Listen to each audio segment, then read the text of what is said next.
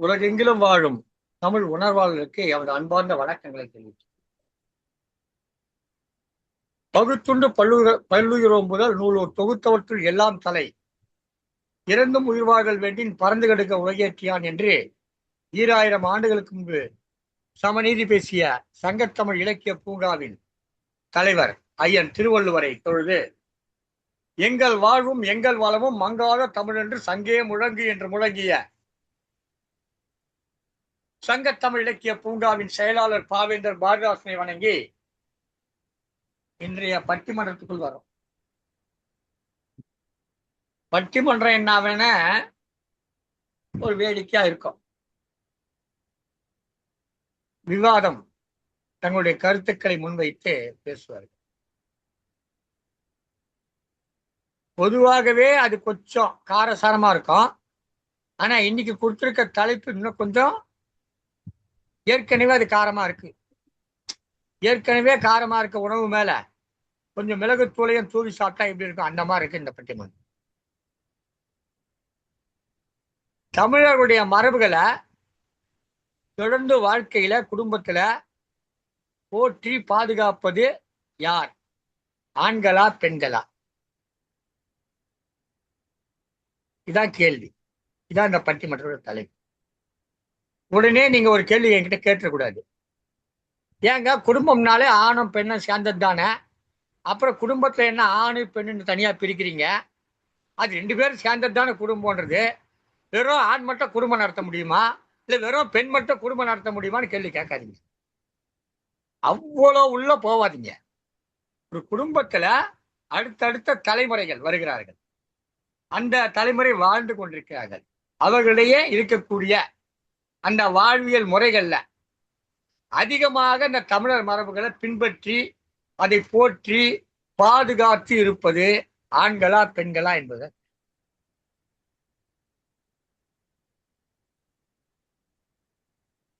உடையாகட்டும், செயல்பாடுகளாகட்டும், வழிபாட்டு முறைகளாகட்டும், குடும்பத்தினுடைய செயல்பாடுகளாகட்டும், அவ்வப்போது குடும்பத்தில் இருக்கிற நிகழ்வுகளாகட்டும், பிள்ளை வளர்ப்பாகட்டும், பெரியோர்களுக்கு உதவி செய்வதாகட்டும், மூத்தோர்களை மதிப்பதாகட்டும், மாமியார் மாமனாரை பார்த்துக் கொள்வதாகட்டும், தன் தாய் தந்தைக்கு பரிந்து ஒரு அதாவது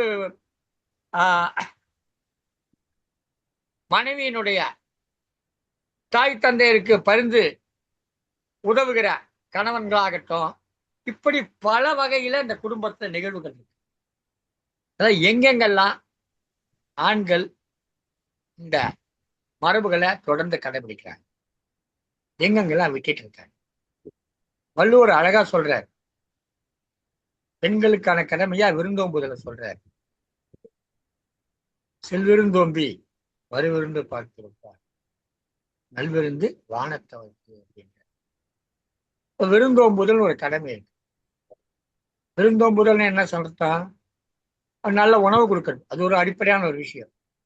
வாங்க வாங்கன்னு வரவேற்கிறது, அதைத்தான் சொல்றாரு. அனிச்ச பூவோடு ஒப்பிட்டு முகம் கொஞ்சம் திரிந்து பார்த்தாலே அந்த விருந்தினர்கள் முகம் வாடிவிடும் அப்படின்ற சொல்றாரு. இப்படி திருக்குறளாகட்டும், நம்முடைய சங்க இலக்கியங்களாகட்டும், யாதும் ஊரே யாவரும் கேளிருந்தாங்க. இப்படி வாழ்க்கைய முறைகளை நம்ம பல வகையிலையும் நம்முடைய முன்னோர்கள் சில மரபுகள் நமக்கு கொடுத்திருக்காங்க. அந்த மரபுகளை எல்லாம் அதிகமாக போற்றி பாதுகாப்பது யார்? ஆண்களா பெண்களா? ஆண்கள் என்ற அணியில பேசுறதுக்கு 4 வந்திருக்கிறார்கள். பெண்கள் என்ற அணியில பேசுவதற்கு 4 வந்திருக்கிறார்கள். எனவே இது 2 4 அணியாக நிற்கிறது. ஏற்கனவே ஒரு முறை 4 அணி என்று ஒன்று வந்து படுமோசமாக தோல்வி அடைந்தது. அப்புறம் காணாமலே போயிடுச்சு அந்த 4 அணி. அந்த மாதிரி 4 அணி கிடையாது. இது வெற்றி வாகை சூடக்கூடிய ஒரு 4 அணி. ஆனா எந்த 4 அணி வெற்றி பெறப் போகிறது என்பதுதான் நம்முடைய நிகழ்ச்சியினுடைய சிறப்பாக இருக்கிறது. இன்றைக்கு இங்கே கொடுத்திருக்கிற தலைப்புல ஆண்களே என்ற அணியில ஆண்கள் தான் பாதுகாக்கிறவங்க என்ற அணியில பேசுவதற்காக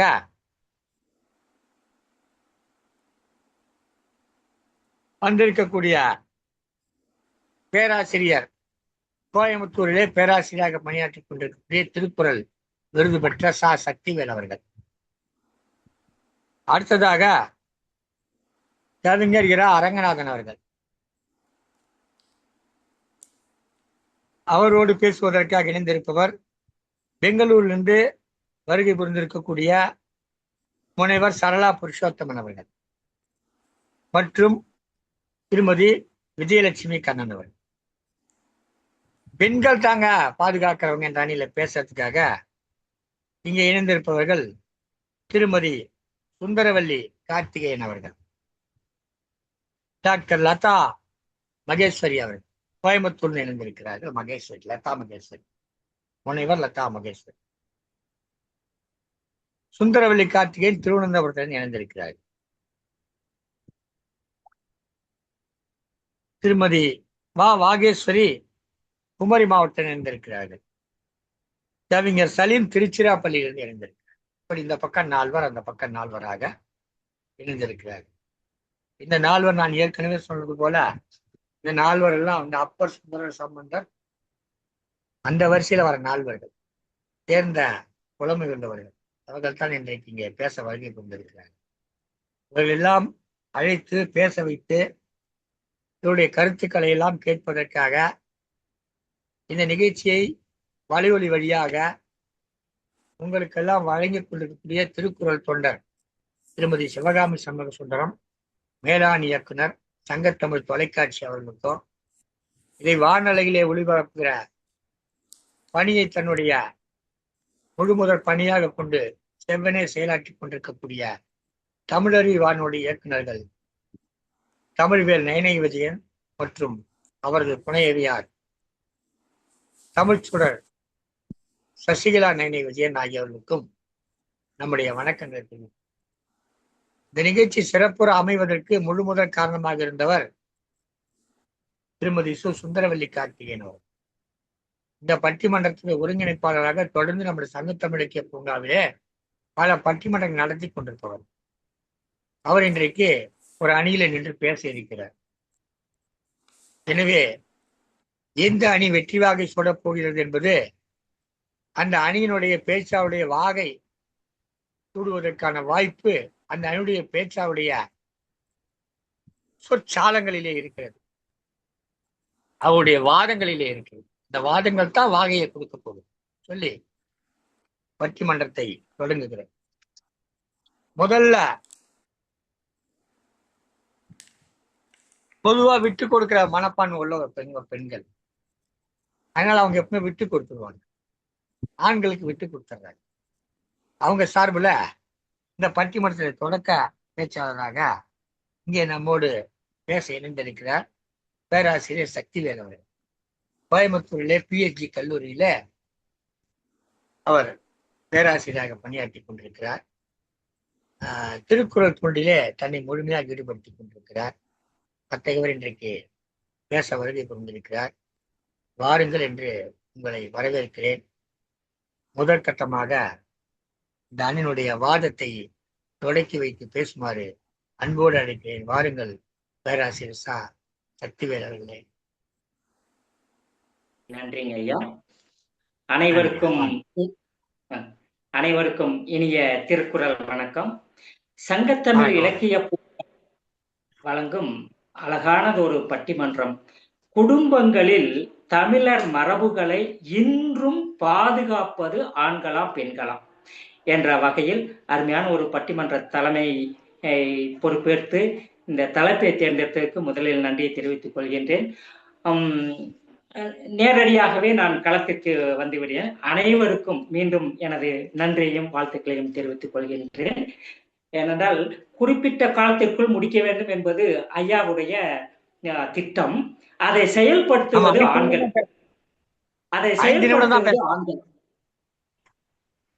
அதனால்தான் விட்டுக் கொடுப்பவர்கள் என்பவோ பெண்கள் தான் என்று சொன்னார். ஆனால் விதை, அந்த வேர் என்பது ஆண்கள் என்பதால் தான் முதல் விதையை போட வேண்டும் என்று ஆண்களை ஐயா அவர்கள் அழைக்கிறதாக நான் கருதுகின்றேன். இதிலிருந்தே உங்களுக்கு தெரிந்திருக்கும். சரி, குடும்பங்களில் தமிழர் மரபுகளை இன்றும் முதலில் குடும்பம் என்றால் என்ன, அடுத்தது குடும்பங்களில் தமிழர் மரபு, தமிழன் என்பவர் யார், அவர்களுக்கு என்ன மரபு, அதற்கு அடுத்தது இன்றும் அப்படி என்றால் என்ன அர்த்தம், இதுக்கு முன்னாடி எல்லாம் இருந்தது, இன்னைக்கு கடைபிடிச்சிட்டு இருக்காங்களா, கடைபிடிப்பது என்பது வேறு, பாதுகாப்பது என்பது வேறு. தலைப்பே எனக்கு ரொம்ப பிடித்தது. குடும்பங்களில் தமிழர் மரபுகளை இன்றும் பாதுகாப்பது. இதை பெண்களாக இருக்கின்ற அனைவரும் உணர்ந்து கொள்ள வேண்டும். பாதுகாப்பது, கடைபிடிப்பது கிடையாது, பாதுகாப்பது ஆண்களா பெண்களா. சரி, குடும்பம் குடும்பம் ஐயா ஏற்கனவே சொன்னதை போல குடும்பம் என்பது ஆணும் பெண்ணும் சேர்ந்ததுதான். திருவள்ளுவர் தான் நமக்கு எனக்கு தெரிந்த ஒரே சான்றோர் என்று சொன்னால், தீர்ப்பு வழங்கக்கூடிய ஒரே சான்றோர் என்று சொன்னால் நமது திருவள்ளுவர் தான். அரண் எனப்பட்டதே இல்வாழ்க்கை என்ற வார்த்தை மட்டும்தான் அனைவருக்கும் தெரியும். அரண் எனப்பட்டதே இல்வாழ்க்கை, இருவரும் சேர்ந்து இருப்பதுதான் உண்மையான இல்வாழ்க்கை என்று கூறுவார்கள். அதற்கு அடுத்த வரியை பார்த்தால், அகுதும் பிறன் பழிப்பது இல்லாயின் நன்று. மற்றவர்கள் இந்த குடும்பத்தை பார்த்து பழிக்காமல் இருக்க வேண்டும். இல்வாழ்க்கையோடு வாழ்வது சிறப்புதான், ஆனால் மற்றவர்கள் இந்த குடும்பம் ஆகா பாரம்பரியமான குடும்பம், மதிப்பான குடும்பம் என்று வாழ்த்த வேண்டும், போற்ற வேண்டுமே தவிர பழிக்க கூடாது. அந்த பழி சொல்லுக்கு ஆளாக்குவது யார் என்று கேள்விக்கு விடை தெரிந்தாலே இதற்குண்டான தீர்ப்பு வென்றுவிடும். என்றால் இல்வாழ்க்கையில் குடும்ப சண்டை சச்சரவுகள் வரத்தான் செய்யும், வரும், அது வந்தால்தான் குடும்பம். ஆனால் அந்த 4 சுவற்றுக்குள்ளேயே இருக்க வேண்டிய செய்தியை வெளி உலகத்துக்கு கொண்டு போகும் பொழுதுதான் நம்முடைய பண்பாடு, நம்முடைய மரியாதை எல்லாம் காற்றில் பறக்கிறது. மனதிற்குள்ளேயே அடக்கி வைத்துக் கொண்டிருப்பவன் ஆண். உள்ளே என்ன நடந்தாலும் சரி பார்த்துக்கலாம் என்று மனதிற்குள்ளேயே அடக்கி வைத்து இருப்பவன் ஆண். அதை உடனே அவருடைய அம்மாவுக்கு, இங்கே பாருங்கள், பெண்கள் என்று சொன்னாலே முதல்ல அவருடைய அம்மாவுக்கு, அம்மா இது மாதிரி புகுந்த வீட்டில் இப்படி பண்றாங்க என்று வெளி உலகத்துக்கு கொண்டு போவது யார் என்ற கேள்விக்கு விடை தெரிந்தால் இதுக்கு முடிவு தெரிந்துவிடும். ஆக 4 சுவற்றுக்குள்ளேயே இருக்க வேண்டும் என்பதுதான் குடும்பம். அந்த குடும்ப மரபை காப்பது ஆண்கள், பாதுகாப்பது ஆண்கள். அடுத்தது தமிழன் என்பது யார்? தமிழன் என்று சொல்லும் பொழுதே தமிழன் என்ற ஒரு இனம் உண்டு, அவருக்கு தனியே ஒரு குணம் உண்டு என்று நமக்கு தெரியும். அப்ப தமிழர்களுடைய பண்பாடு, பாரம்பரியம் என்ன என்பதை வருங்கால சந்ததியினருக்கு சொல்லிக் கொடுப்பது, அறிவு ஊட்டுவது யார் என்று சொன்னால் கண்டிப்பாக அது ஆண்கள் தான். பெண்கள் தன்னுடைய குழந்தைகளுக்கு அன்பை பரிமாறுவார்கள், உணவை பரிமாறுவார்கள், பாசத்தை பொழிவார்கள். இதை கண்டிக்காதீங்க, ஏன் அவனை பிடிச்சி திட்டுறீங்க, ஏன் கண்டிக்கிறீங்க என்று செல்லம் கொடுத்து கொடுத்து வழி தவறிய குழந்தைகள் இப்பொழுது பார்த்தீங்கன்னா நிறைய சொல்லிக்கொண்டே போகலாம். நிறைய குழந்தைகள் வழி மாறி செல்வதற்கு காரணம் அது கண்டிக்காததால் தான். கண்டிக்க வருகின்ற தந்தையும் தடுக்கின்றவர்கள் தாய்மார்கள் என்ற ஒரு கருத்தை இங்கு முன்னின்று வைக்கின்றேன். அப்பொழுது அடுத்தது உடை என்று சொன்னாலே அனைவருமே சிரிப்போம். ஏன்னா உடுக்கை இழந்தவன் கை போல என்று திருவள்ளுவர் சொன்ன போல உடை என்று சொல்லும் பொழுது அனைவருமே சிரிப்போம். ஏனென்றால் ஆண்கள் என்று சொன்னால் இன்றும் எப்பொழுதும் அந்த பாரம்பரியத்தை காப்பது வேட்டி சட்டை தான், வேறு எதுவும் கிடையாது. உடனே கோட்டு சூட்டு எல்லாம் போடுறீங்கல்ல என்று சொல்வீர்கள். அது எப்போ வந்தது என்று எனக்கு தெரிஞ்சது பார்த்தீங்கன்னா, நம்ம மகாகவி பாரதியாரும் அம்பேத்கரும் அந்நியர்கள், ஆங்கிலேயர் தான் அந்த கோட்டு சட்டை போட வேண்டும் என்பதை உடைத்து எறிந்து நாமும் போட வேண்டும் என்பதற்காக அவர்கள் போட்டார்கள். அந்த பாரம்பரியத்தை நம் முன்னோர்கள் செய்ததை நாம் செய்ய வேண்டும் அல்லவா, அதை நாங்கள் செய்கின்றோம். அதனால் தான் கோட்டு சூட்டு போடுகிறோம், வேட்டி சட்டை போடாத நேரத்தில் அந்த கோட்டு சூட்டோடு வருகிறோம். ஆனால் பெண்கள் உடை விஷயத்தில் இந்த இதை சென்சார் என்று சொல்வார்களே, அதை நான் கட்டுப்படுத்தி விடுகிறேன். ஏனென்றால் கதவு ஜன்னல் என்று என்னென்னவோ வைத்து என்னென்னவோ செய்து ஸ்லீவ்லெஸ் இன்னும் சொல்ல அது சென்சார் செய்ய வேண்டும். அந்த அளவுக்கு உடை விஷயத்தில் பெண்களின் பண்பாடு, நம்முடைய பாரம்பரியம் பாலளிக்கப்படுகிறது. அது யாருடைய வேலை? தந்தை என்னதான் சொன்னாலும் தாய்தான் அவர்கள் அந்த பெண்களை கட்டுப்படுத்தி இந்த வழியில் செல்ல வேண்டும், இது வேண்டாம் என்று அறிவுறுத்த வேண்டியது அவர்கள். ஏன்னா ஒரு பையனை அப்பா கண்டிக்கலாம், ஆனா பொண்ணை ஒரு கட்டத்துக்கு மேல் என்ன செய்யறாங்கன்னு ஒரு பாதுகாப்பாக கண் கண்டு பார்க்க வேண்டுமே தவிர அவர்களை வழிநடத்த வேண்டியது தாய். அந்த தவறை செய்கின்ற காரணத்தினால்தான் பெண்கள் உடை விஷயத்திலும் சரி, மற்ற பழக்க வழக்கங்களிலும் சரி திசை மாறி செல்கின்றார்கள். ஆக பாரம்பரியத்தை காப்பதற்காக, பாதுகாப்பதற்காக உழைத்துக் கொண்டிருப்பவர்கள் ஆண்கள். அடுத்தது இன்னும் நிறைய சொல்லலாம். திருமண வரவேற்புகள், திருவிழாக்கள், இது மாதிரி எல்லா இடங்களிலும் ஒரு குடும்பத்தோட போக வேண்டும் என்று ஆண் சொல்லும் பொழுது, போனா செலவாகுங்க, நீங்க மட்டும் போங்க, அல்ல நான் மட்டும் போறேன் என்று அந்த உறவு முறைகள். ஏன்னா அங்க போனா எல்லாம் மாமியார் மாமி இல்ல ஒரு பெரிய குடும்பமே இருக்கும், அங்க நான் வரல, அதனால நீங்க மட்டும் போங்க, அல்ல நான் மட்டும் போறேன், உங்க உறவுனா நீங்க போங்க, எங்க உறவுனா நாங்க போறேன் என்று சொல்லி அந்த உறவு முறைகளை, நட்புகளை பார்க்க விடாமல் தடுக்கின்ற அந்த பண்பை. ஏன்னா நட்பு என்று சொல்லும்போது கண்டிப்பாக நட்புக்கு தடையாக இருப்பது பெண்கள் என்பது அனைவருக்கும் தெரிந்ததுதான். ஆக எல்லா இடங்களிலும் அந்த நட்பையும் சரி, உறவுகளையும் சரி பேணி பாதுகாப்பு, பாரம்பரியத்தை பாதுகாக்க உழைத்துக் கொண்டு கடமையாற்றிக் கொண்டு இருப்பார்கள். அவர்களை தடுப்பது பெண்கள். அவர்கள் என்ன செய்வார்கள் என்று சொன்னால், இன்னொன்னு சொல்ல வேண்டும், விருந்தோம்பல். இந்த வீட்டுக்கு வரும் பொழுதே அந்த காலத்தில் இளையன்குடி நாயனார் என்று அனைவருக்குமே தெரிந்திருக்கும். இளையன்குடி நாயனார் வரும் பொழுது, அந்த கதை வரும் பொழுது, சிவனடியார் வருகிறார், வீட்டில் எதுவுமே இல்லை. அந்த பெண்மணி எது இல்லை இல்லை என்று சொல்கிறார்கள். உடனே அந்த ஆண் மகன் என்ன செய்கிறார்? நெல்லை போய் எடுத்து வருகிறார், கீரைகளை கொண்டு வந்து கொடுக்கிறார், உடனே சமையல் செய்ய என்று சொல்கிறார். ஆக இல்லை இல்லை என்று சொல்வார்களே தவிர அதற்கு உதவிகரமாக ஆணி வேறாக இருப்பவர்கள் கண்டிப்பாக ஆண்கள் தான். அது அந்த காலத்திலிருந்து இந்த காலம் வரை இன்னும் அதுதான். உழைப்பது, செல்வத்தை கொண்டு வந்து சேர்ப்பது நமது ஆண்கள் தான். அதை விருந்தாக, இன்னும் இப்போ வெளியிலிருந்து யாராவது வர்றாங்க, விருந்தாளி வந்தாலே தண்ணி கொண்டு போய் முதல்ல கொடுப்பாங்க, சொம்புல கொண்டு போய் வாங்க வாங்க என்று வரவேற்போம், சொம்புல கொண்டு போய் கொடுப்போம். இதெல்லாம் பழக்க வழக்கம், நம்முடைய பாரம்பரியம், பண்பாடு, தமிழர் பண்பாடு. இது இந்த காலத்தில் இருக்கிற. வருகின்றார்கள் என்று அலைபேசியில் அழைத்த பொழுதே நாங்கள் வெளியில் இருக்கின்றோம் என்று சொல்வது யார், அல்லது சொல்வது யார்? இதெல்லாம் பட்டிமன்றம் போட்டு பேச வேண்டிய கட்டாயத்தில் இருக்கின்றோம். ஏன்னா மாற வேண்டும். ஏனென்றால் இந்த தமிழருடைய பண்பாட்டை, இது குறைகள் அல்ல, இந்த குறைகளை நிவர்த்தி செய்து பாரம்பரியத்தை நமது சந்ததியினருக்கு கொண்டு போய் கொடுக்க வேண்டும் என்ற காரணத்தினால், நமக்கு ஒரு தேர் என்று சொன்னால் தேருக்கு சக்கரமாக இருப்பது 2 ஆணும் பெண்ணும் தான். ஆனால் அதுக்கு அச்சாணியாக இருப்பது ஆண்களே என்று வாதிட்டு எனவே உரையை நிவர்த்தி செய்கின்றேன், நிறைவு பெறுகின்றேன். மீண்டும் வாய்ப்பு வந்தால் மீண்டும் வருகிறேன். நன்றி ஐயா, நன்றி ஐயா, வணக்கம். அருமையான வாதங்கள் எல்லாம் முன்வச்சாரு. குடும்பங்கிற ஒரு தேருன்னா 2 பக்கம் இருக்க சக்கரம் ஆணு பெண்ணுன்னு சொன்னாரு. அச்சாணி யாருன்னா ஃபுல்லன்னு சொல்ல பார்த்தா அதுவும் ஆண் தான் அப்படின்ட்டாரு. சக்கரம் ஆணு பெண்ணுன்ட்டாரு, அச்சாணி ஆணுன்ட்டாரு. 2 சக்கரங்களும் பெண்ணுன்னு சொல்லி அச்சாணி ஆண்னு சொல்லியிருந்தா கொஞ்சம் ஏற்றுக்கொள்ற மாதிரி இருக்கும். எதிர நிற்கும் அச்சாணி மட்டும் இருந்தாங்க பிரயோஜனம் இருக்கு, பயன் இருக்கு, சக்கரம் தானங்க சுத்துறது அப்படின்னு சொல்லி பேசியிருப்பாங்க. அதுக்க வாய்ப்பு கொடுக்காம இதுக்க வாய்ப்பு கொடுக்காம 2 கேட்டாதான் போச்சு. அருமையான கருத்துக்கெல்லாம் சொல்லியிருக்காரு. அது ஒரு கருத்து சொல்லியிருக்காரு. பெண்கள் செல்லம் கொடுத்து வளர்ப்பதால், பெண்கள் செல்லம் கொடுத்து வளர்ப்பதால் பசங்க வழி தவறி போயிடுறாங்க.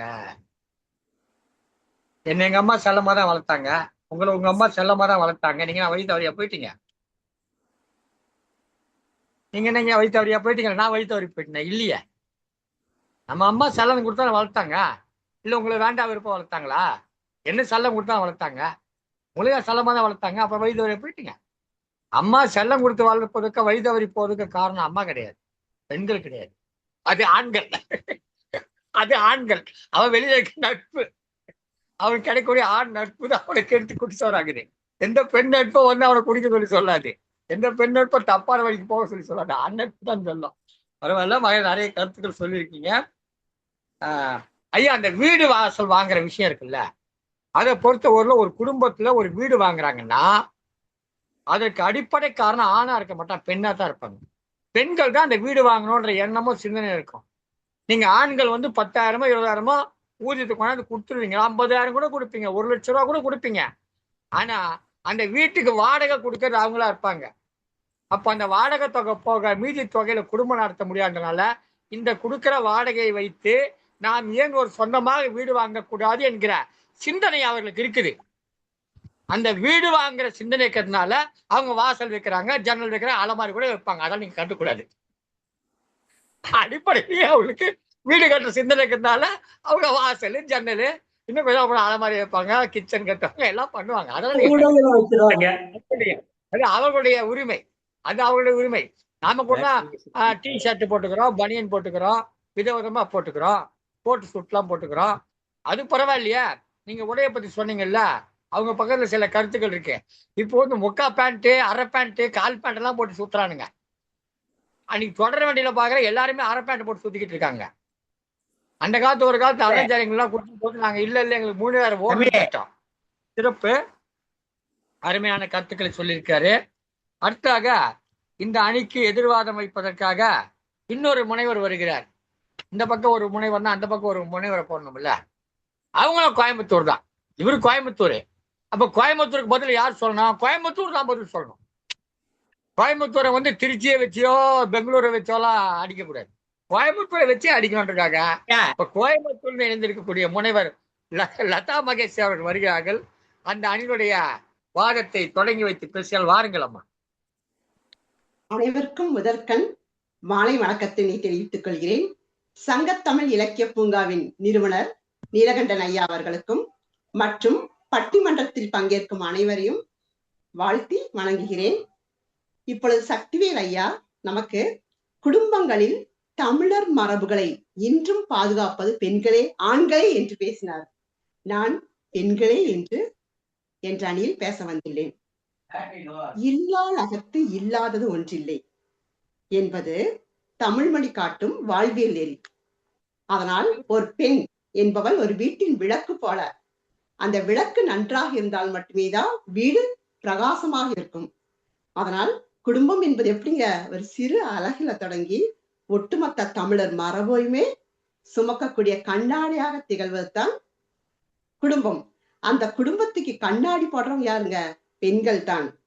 அந்த இல்லற பராமரிப்பு என்று பார்க்கும்போது விருந்தோம்பல் என்பது மிக மிக முக்கியமானது. அதனால் ஒரு பெண் தான் ஒரு குழந்தையை வளர்க்கும் பொழுதே நாம் என்ன சொல்ல வேண்டும்? யாராவது வந்தா வாங்கன்னு சொல்லணும், தண்ணி கொடுங்கன்னு சொல்லணும், உட்காருங்கன்னு சொல்லணும் என்று ஒரு பெண் தான் சொல்லி தருவாள். ஏனென்றால் ஆணுக்கு நேரம் இருக்காது. காலை வேலைக்கு செல்வது, குடும்பத்துக்கு வேண்டிய பணிவிடைகள் செய்வது, அதை மட்டுமே நினைப்பாரை தவிர ஒரு குழந்தைகளை வளர்ப்பதற்காக அவர் நேரத்தை ஒதுக்குவதற்கு இந்த காலத்திலும் சரி அந்த காலத்திலும் சரி அவர் நேரம் என்பதே ஒதுக்குவதில்லை. ஏனென்றால் ஆமா, கோயம்புத்தூர்ல பாருங்க சின்ன குழந்தை வந்தாங்க வாங்கன்னு கூப்பிடுங்களே, நீங்க வாங்க வாங்க தண்ணி குடிக்கிறீங்களா? எனக்கு ஒரு குழந்தை, அந்த குழந்தை வந்து பேச தொடங்கும் பொழுதே யாராவது வீட்டுக்கு வந்தா வாங்க உட்காருங்க டீ சாப்பிடுங்க அப்படிதான் என் குழந்தைய சொல்லி வளர்த்தேன். எங்க தமிழர் பண்பாடும் கொங்கு நாட்டின் தமிழ் பாடுமே வாங்க என்று அழைப்பதுதான். அதைத்தான் நாங்கள் இன்றும் கடைபிடிக்கிறோம். எவ்வளவோ பேர் இருக்கலாம், ஆனால் நாங்கள் அதை கடைபிடிக்கிறோம். ஒரு தமிழ் ஆசிரியராக இருந்து நான் வந்து எவ்வளவோ ஆயிரக்கணக்கான குழந்தைகளை உருவாக்கியுள்ளேன். அந்த பெண்களிடம் நான் சொல்வது, யாராவது வீட்டுக்கு வந்தா வாங்கன்னு சொல்லி பழகுங்க. ஏன்னா இப்ப எப்ப பார்த்தாலும் தொலைபேசியிலேயே இருக்கிறீங்க, அப்படி இருக்கக்கூடாது.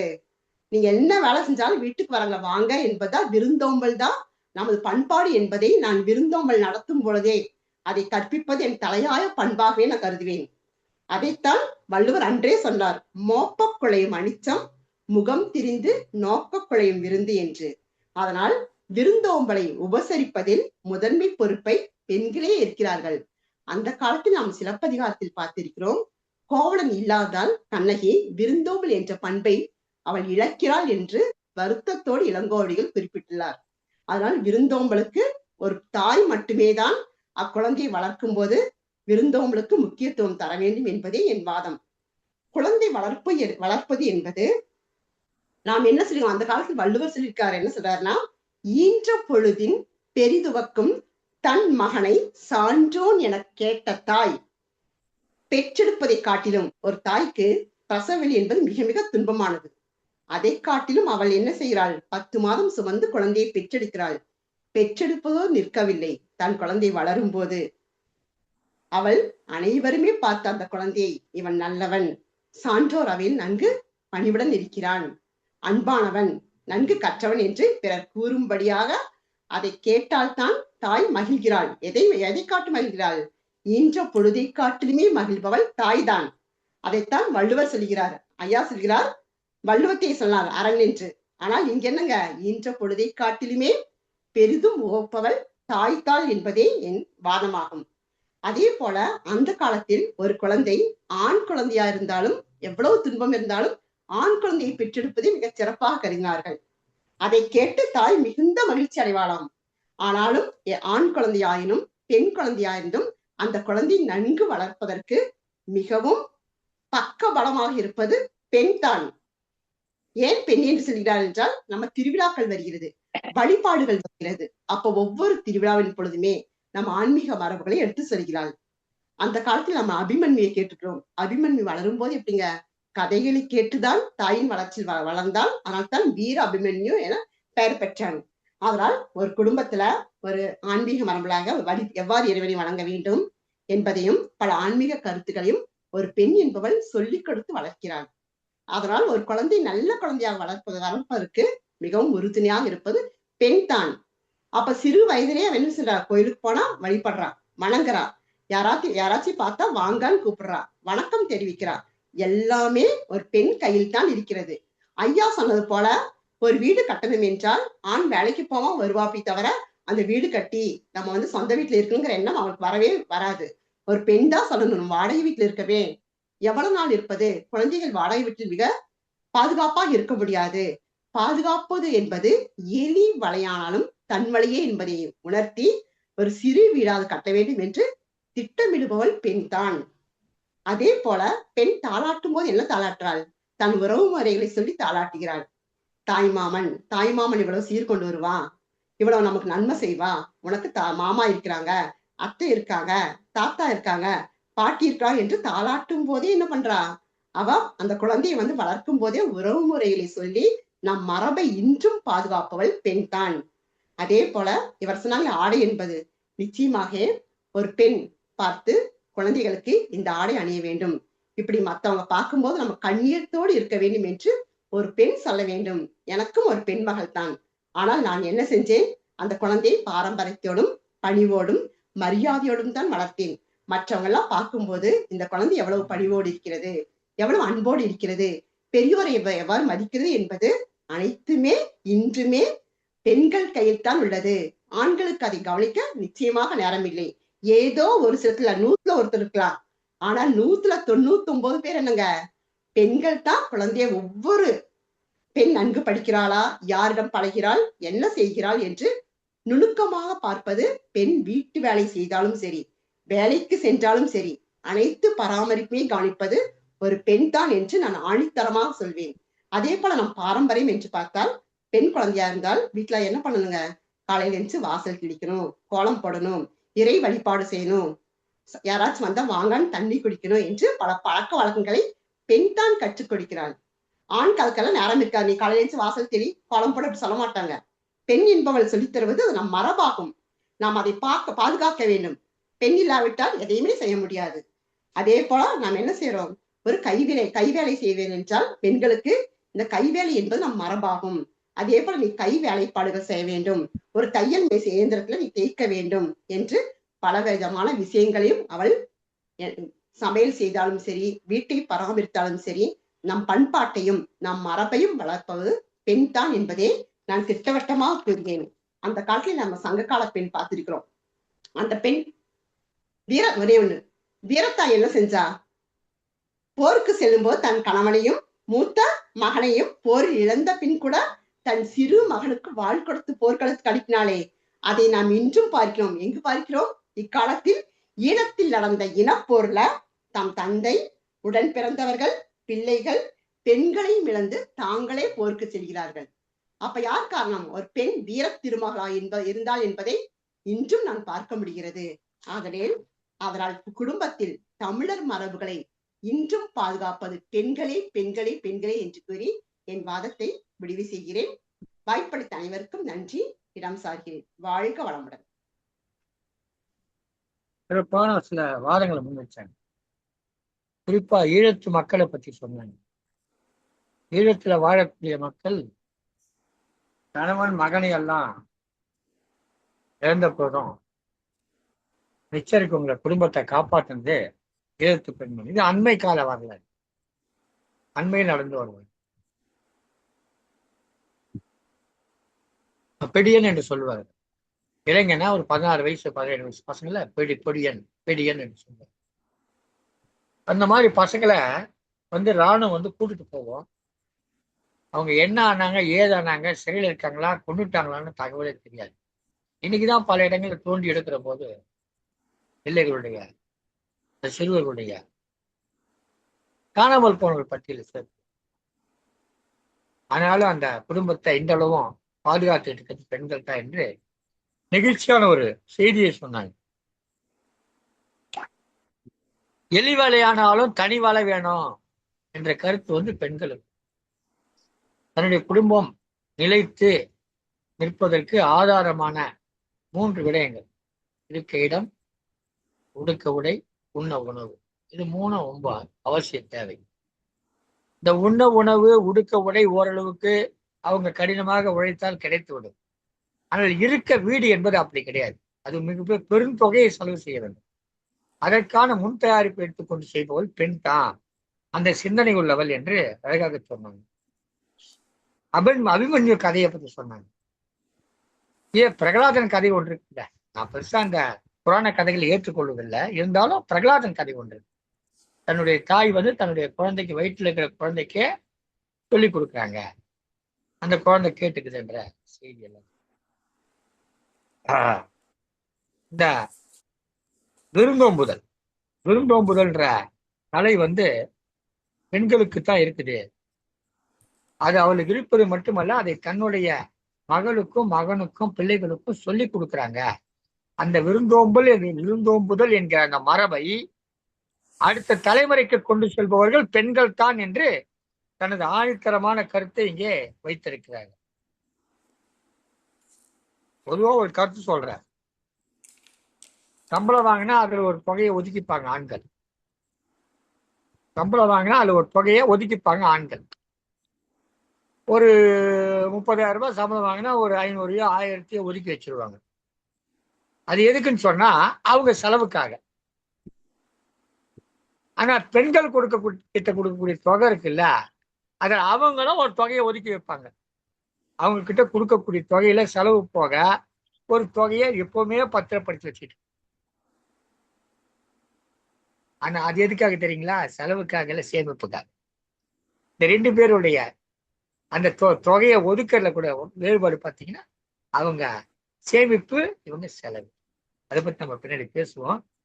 இப்போ மிகச்சிறப்பாக இந்த தொடக்க பேச்சாளர் இருவருமே தங்களுடைய அணியினுடைய வாதங்களை மிக அழகாக எடுத்து வைத்திருக்கிறார்கள். திரு சக்திவேலாகட்டும், திருமதி லதா மகேஸ்வரி ஆகட்டும், இருவருமே கல்லூரி பேராசிரியர்கள். தங்களுடைய வாதங்களை மிகச்சிறப்பாக முன்வைத்திருக்கிறார்கள். இப்போது மீண்டும் ஆண்களே என்ற அணியிலே சேர்ந்து பேசுவதற்காக கவிஞர் அரங்கநாதன் அவர்கள் நம்மோடு இருக்கிறார்கள். ஐயா அவர்கள் வயதில் மூத்தவர்கள். இப்போது தனது கருத்துக்களை வழங்குவதற்காக வருமாறு அன்போடு அழைக்கிறேன். வாருங்கள் ஐயா, வாருங்கள் கவிஞர்.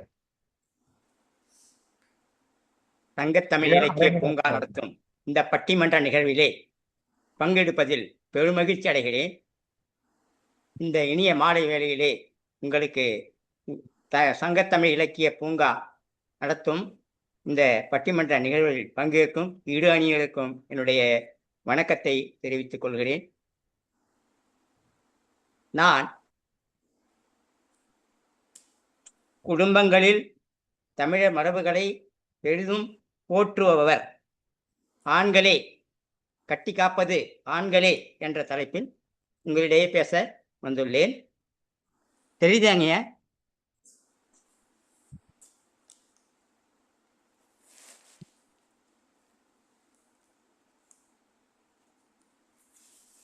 கேமரா சரியா தெரிய மாட்டேங்குது. முகம் தெரியல. இப்ப தெரியுங்களே? இப்போ ஓரளவுக்கு தெரியுதுங்கய்யா. இன்னுமே நல்லா இருக்குன்னா நல்லா இருக்கு. லைட்டு தான் நிறைய தெரியுது.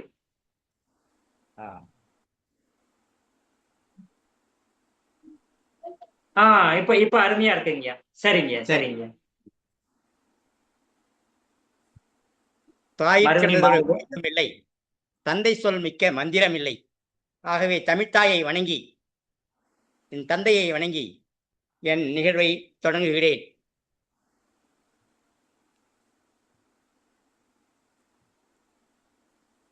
அருண், ஆனந்த்,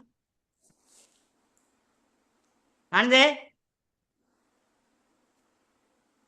ஆண்களே தெள்ள தெளிவாக விளக்க முன்வந்துள்ளேன். குடும்பத்தில் குலதெய்வ வழிபாடு, பாரம்பரிய வழிபாடு, திருவிழாக்கள் நடத்துதல், திருவிழா காலங்களில் கோயில் திருப்பணி காலங்களில் எவ்வாறு இருப்பது, இவற்றையெல்லாம் கண்காணிப்பது ஆண்கள்தான். ஆண்கள் இருந்தால்தான் அவ்வூர் கோவில் சிறக்கிறது.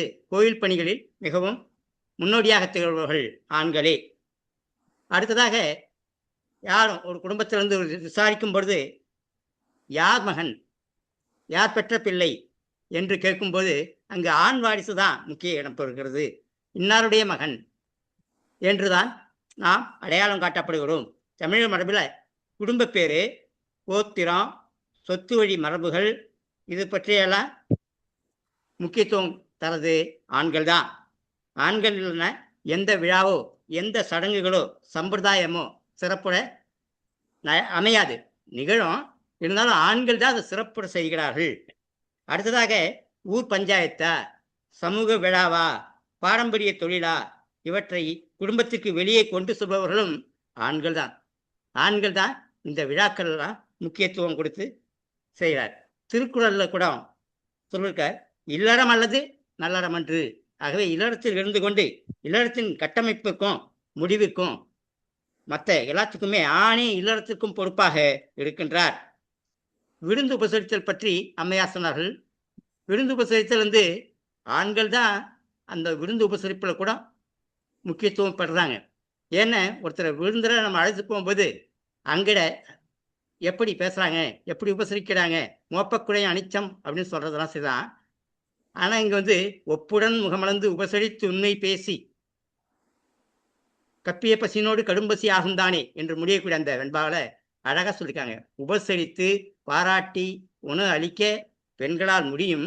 ஆனால் பல பெண்டீர், நான் திடீர்னு ஒரு விருந்தினரை அழைத்து போகும்போது முகம் கடுகடுப்பாய் அவங்க செய்யும்போது அவங்க முப்பழமுடு பால் அன்னம் எல்லாம் சேர்த்து உபசரித்தாலும் கூட அந்த விருந்து உபசரித்து நல்ல விருந்தாளினுடைய முகம் சோர்ந்து தான் போகும். மோப்பக்குழையும் அனிச்சம்தான். அப்படிப்பட்ட சூழ்நிலையை இன்றும் நாம் பலரை சொல்ல சிலர் இருக்கிறாங்க. பெண்களிடையே இந்த குறைபாடுகள் உள்ளதுதான். அடுத்ததாக, இல்லறத்தின் கட்டமைப்பிற்கும் ஆணை பொறுப்பாகிறான். மரபு என்பது வெறும் பழக்கம் மட்டும் இல்லை, அது உயிர். அந்த உயிரை பாதுகாத்து வளர்ப்பது யார்? உயிரை பாதுகாப்பது ஆண்கள் தான். சடங்கு என்னதான் நடத்தினாலும் அதனை குழந்தைகள் பருவத்திற்கு கொண்டு செல்பவர்கள் பெண்கள் தான் என்று அம்மையார் வாதிட்டார்கள். அடித்தளம் யார்? ஆண் தான். அடித்தளம் இல்லாத வீடு, விளக்கில்லாத வீடு நிற்காதுதான். ஆனாலும் அடித்தளமாக அமைவது ஆண்கள் தான். குடும்பத்தை கட்டி காக்க உழைத்து கொட்டுவது, கல்வியை தருவது, செல்வத்தை ஈட்டுவது, சிறு சேமிப்பை பெருக்குவது, இவற்றில் கூட ஆண்கள் தான் முன்னிலையானவர்கள் என்பதை என்னால் தெளிவாக கூற முடியும். குலதெய்வ கோயிலில் கொடியேற்றும் போதும் சரி, அந்த கோயில் கொடியேற்றத்தில் உதவக்கூடியது ஆண்களின் கடன்களை. குடும்பத்தின் பெயரை தாங்கும் தோள்கள் ஆண்களின் தோள்கள் தான். சடங்கின் முறைகளை காக்கும் கட்டளை ஆண்களுடையதுதான். தலைமுறை தாண்டும் வம்சத்தின் அடித்தளம் யார் கேட்டா ஆண்கள் தான். யார் மகன் இவன், இன்னாரின் மகன் என்று, இன்னாரின் பெயரன் என்றும் நம்மை அறிமுகப்படுத்துவதற்கு பெரிதும் உதவுவது ஆண் வாரிசுதான். மரபுகளை கற்றுக்காப்பது ஆண்களாக இருக்கலாம். அடுத்தது திருவிழாக்களை நடத்துவது நிச்சயம் செய்யும்போது யாரப்பா? தாய்மாமன். தாய்மாமனுக்கே முதலிடம். அவர் ஒப்புதலே திருமணம். அவர் மறுத்தால் திருமணமே தடைபட்டு போய்விடும். தாய்மாமன் சீர் தான் முதல் சீர். தாய் விட்டு சீதனம், தாய்மாமன் சீர். எல்லாவற்றிலும் ஆணே மரபுகளை போற்றி புகழ்ந்து வாழுகிறான். இன்றளவும் ஆண்கள் தான் மரபு வழி நடக்கின்றனர் என்பதை உறுதியாக சொல்ல முடியும். ஆணுக்கும் பெண் இழைப்பில்லை, ஆணுக்கு பெண் இழைப்பில்லை கான் என்கிறார்கள் ஆன்றோர் பொதுமக்கள், கவிஞர் பொதுமக்கள். இருந்தாலும் கூட பெண் உரிமைக்கு முதல் கொடுத்தவர்களாக இருப்பது யார்? இந்த பெண் உரிமைக்கு முதல் கொடுத்தவர்களே ஆண்கள் தான். திருவிக்கா, பாரதி, பாரதிதாசன், அண்ணா, பெரியார் இவர்கள்தான் பெண் உரிமையை போற்றி பெண்ணுக்கு இந்த உரிமைகள் எல்லாம் தர வேண்டும் என்று முன்மொழிந்தவர்கள் கூட ஆண்கள் தான். ஆணே குடும்பத்தை கட்டி காக்கிறான், ஆளுமை புரிகிறான், அஞ்சா நெஞ்சினாய், காவல்காரனாய், இரவு பகல் வாராது உழைத்து உழைத்து உண்ணவும் மறந்து உடுத்திடுவதிலும் கூட அதிக கவனம் செலுத்தாமல் ஓடி திரிந்து குடும்ப பொறுப்பு, மகன், மகள், மனைவி, அக்கா, தங்கை அனைத்து உறவுகளையும் கண்ணாக போற்றி மரபை காப்பவது ஆண்கள்தான். அடிமைத்தனத்தை விட்டு விரட்டி அடிக்கிறதுக்கு ஆண் வாரிசுகள் தான். ஆண்மை வாழ்வை பெற்று தந்தவன் ஆண் வாரிசுதான். ஜான் பிள்ளை ஆனாலும் ஆண் பிள்ளை என்று போற்றி காக்கப்படுவது, நம்மால் போற்றி காக்கப்படுவது ஆண் வாரிசுகள் தான். தொடர்ந்து குடும்பத்தை, குலத்தை, வீரத்தை, விவேகத்தை, ஈகையை, ஈட நெஞ்சத்தை கொண்டு வாழ்வது ஆண் வாரிசுதான். இலக்கணத்திலேயே நாம் இதை அறிந்திருக்கிறோம். இலக்கணம் ஆணை போற்றி பாடான் திணை என்ற ஒரு அமைப்பை, பாடான் திணை ஒழுக்கம் அதை பறைசாற்றுகிறது. நாடாகொன்றோ, காடாகொன்றோ, அவளாகொன்றோ, மிசையாகொன்றோ, எவ்வழி நல்லவர் ஆடவர் அவ்வழி நல்லை வாழிய நிலனே என்று அங்கு கூட ஆண்மகன் தான் போற்றப்படுகின்றான். ஆண்களுடைய சிறப்பு அப்படிப்பட்டது. ஆணின் பெருமைக்கு, குலத்தின் பெருமைக்கு, குடி பெருமைக்கு, மரபிற்கு, பண்பாட்டிற்கு சான்றுகள் வேண்டுமா? ஈன்று புறந்தெழுதல் என் தலை கடனே, சான்றோனாக்குதல் தந்தைக்கு கடனே. தந்தைக்கிட்ட தான் அந்த பொறுப்பை ஒப்படைச்சிடுறாங்க. ஈன்று புறந்தெழுதல் என் கடன், சான்றோனாக்குதல் தந்தைக்கு கடன், வேல்வெடித்து கொடுத்தல் மாதிரி பொறுப்புகளை எல்லாம் ஆண்களிடையே தந்துவிட்டு அவர்கள் குடும்ப பொறுப்புகளை மட்டும்தான் கவனித்துக் கொள்ள முடியும். மரபு வழி ஆண்கள் சமுதாயத்தை கட்டி காக்க பெரிதும் உதவுகிறார்கள். கவிவாணர்களே மரபை கட்டி காக்க இன்றளவும் ஆண்கள் தவறியவில்லை. வீட விளையாட்டா எடுத்துக்கோ, காளை அடக்குதல், மஞ்சு விரட்டு, கபாடி, குத்துச்சண்டை, மல்யுத்தம் எல்லாம் மரபு ஒழியந்த விளையாட்டுகள். இம்மரபுகளை கட்டி காப்பதும் ஆண்கள் தான். ஆண்களே என்று அறுதியிட்டு உறுதிவிடக் கூறி அமைகிறேன். நன்றி, வணக்கம். அடுத்ததாக இன்னும் கொஞ்ச நேரம். சிறப்பாக பேசினீர்கள், அருமையாக பேசியிருக்கிறீர்கள். உங்களுடைய கருத்துக்கு நம்மளுடைய பட்டிமன்ற சார்பில் நன்றிகளை தெரிவித்துக் கொள்கிறோம். மிக சிறப்பான ஒரு கருத்து சொன்னீர்கள். இன்று பிறந்தறுதல் என் தலை பெண்ணுக்கு கடன், ஆனால் சான்றோனாக்குதல் தந்தைக்கு கடன். அருமையான ஒரு கருத்தை. ஒரு மனிதன் சான்றோனாக வர வேண்டும் என்று சொன்னால் அது யாருடைய காரணம்? அதுக்கு சான்றோனாக்குதல் தந்தைக்கு கடனே அப்படின்னு ஒரு கருத்தை முன்வைச்சிருக்காரு. அதுக்கு முன்னாடி நிறைய கருத்துக்கள் சொன்னாரு. உதாரணமா பஞ்சாயத்து போர்டுல யாரு தலைவரா இருக்காரு? இப்பெல்லாம் பெண்கள் வந்துட்டாங்க. கோயில் விழாக்கள்ல யார் முன்னிலை நடத்துறது? அதே மாதிரி வாரிசு உரிமை யார் புள்ளன்னு கேட்கறது? இதெல்லாம் அழகா சொன்னாரு. தாய்மாமன் சீரை பத்தி சொன்னார். தாய்மாமன் சீர் தான் முக்கியமானது, அப்ப ஆண் தானே வருதுன்னு கேட்டார். தாய்மாமன் சொன்னாலே அம்மாவனுடைய தம்பின்ற போது அப்ப பெண்களுக்கு முன்னுரிமை வந்துடுது. இங்க நாம வைக்க தலைப்பு போற்றி பாதுகாப்பது ஆண்களா பெண்களான்றது. நீங்க பேசியதனுடைய தலைப்பில் இருக்கக்கூடிய சாரம் என்ன சொன்னாக்கா, இங்கு நிலவுவது ஆணாதிக்கமா பெண்ணாதிக்கமா அப்படின்னு பார்த்தா நீங்க சொன்னது மிக சிறப்பு. இங்க ஆணாதிக்க சமூகம் நிலவுகிறது என்பதை நீங்க சிறப்பாக எடுத்து சொல்லுங்க. ஆனால் இந்த மரபுகளை கொண்டு செல்வது ஆண்களா பெண்களா என்று பார்க்கிற போது நாடாகொன்றோ காடாகொன்றோ என்ற பாடலை சொல்லி ஒரு ஆடவன் தான் அங்க எவ்வழி என்கிற அந்த வரிகளை சொல்லி இருந்தீர்கள். அதே மாதிரி இன்று பிறந்தெழுதல் தாய்க்கு கடனை சொல்லி சொன்னீர்கள். இந்த சான்றோன் ஆக்குதல் சந்தைக்கு கடனேன்னு சொன்னீங்களா? சான்றோர்களா இருக்கிறாங்களா எல்லாரும்? இல்லையே, எல்லாம் சான்றோர்களா இல்ல, மோசமா இருக்கிறாங்க. அப்ப தந்தையெல்லாம் வந்து அந்த பண்புல கொண்டு போய் சேர்க்கறதுல தவறிட்டாங்கன்றது தெரிய வருது. அதுக்கெல்லாம் பதில் சொல்றதுக்கு எதிரணியிலிருந்து வருகிறார் திருமதி சுந்தரவல்லி கார்த்திகேயன் அவர்கள். திருவனந்தபுரத்தை எழுந்திருக்கிறார்கள். இந்த அரங்கத்தினுடைய பொறுப்பாளராக இருந்து செயல்பட்டுக் கொண்டிருக்கிறவர். அவர் தனது கருத்துக்களை பெண்களே என்ற அணியின் சார்பில் முன்வைப்பதற்காக வருகவென்று வரவேற்கிறேன். வாருங்களாம். தமிழுக்கு அமுதென்று பேர், அந்த தமிழ் இன்பத் தமிழ் எங்கள் உயிருக்கு நீர். இந்த பட்டிமன்றத்தின் நடுவர் மரியாதைக்குரிய நீலகண்ட தமிழன் ஐயா அவர்களுக்கு எனது வணக்கத்தை தெரிவித்துக் கொண்டு இதில் பங்கேற்றிருக்கக்கூடிய உங்கள் அனைவரையும் வணங்கி மகிழ்கின்றேன். தமிழர் மரபை குடும்பத்தில் பாதுகாப்பது பெண்களா ஆண்களா? ஆண்கள் என்ற அணியில் பேசிய இருவரும் மரியாதைக்குரிய பேராசிரியர் சக்திவேல், மரியாதைக்குரிய அரங்கநாதன் ஐயா அவர்கள். சக்திவேல் ஐயா அவர்கள் சொன்னார், பாரதி சொன்னபடிதான் நாங்கள் கோட்டு சூட்டெல்லாம் போட்டிருக்கோம். பாரதி இன்னொன்றும் சொன்னான், பெண்ணுக்குள்ளே ஞானத்தை வைத்தான், புவி பேணி வளர்த்திடும் ஈசன், மண்ணுக்குள்ளே சில மூடர் நல்ல மாதர் அறிவை கெடுத்தார். உங்களை பேராசிரியராக்கி அந்த தாயும் ஒரு பெண். இப்படி உங்கள் இருவரையும் பேச வைத்ததும் அந்த தாய். பெண்களுக்கு உரிமை கொடுத்தவர்கள் ஆண்கள் என்றார். பெண்ணுக்கு உரிமை கொடுக்க வேண்டியது ஆண்களுக்கு என்ன தேவை? பெண் நீங்கள் எப்படியோ அதே போல் பெண்ணும் தனிப்பட்ட ஒரு உயிர், அவளுக்கு எல்லா உரிமையும் உண்டு. ஆண்கள் கொடுக்க வேண்டியதில்லை. பாரதிதாசனோ பெண்ணுக்கு நீங்கள் உங்களிடமிருந்து ஆண்களிடமிருந்து உரிமையை வாங்கி கொடுக்கவில்லை. அடிமைப்படுத்தி வைத்திருப்பவர்களிடமிருந்து அவர்களை விலகச் சொன்னார்கள். அறிவு கண்களை திறந்து வெளியே வாருங்கள் என்று சொன்னார்கள். உரிமையும் அறிவையும் மற்றவரிடமிருந்து வாங்கவில்லை. அதைத்தான் பாரதி சொன்னார், பெண்ணுக்குள்ளே ஞானத்தை வைத்தான் பூவி பேணி வளர்த்திடும் ஈசன்.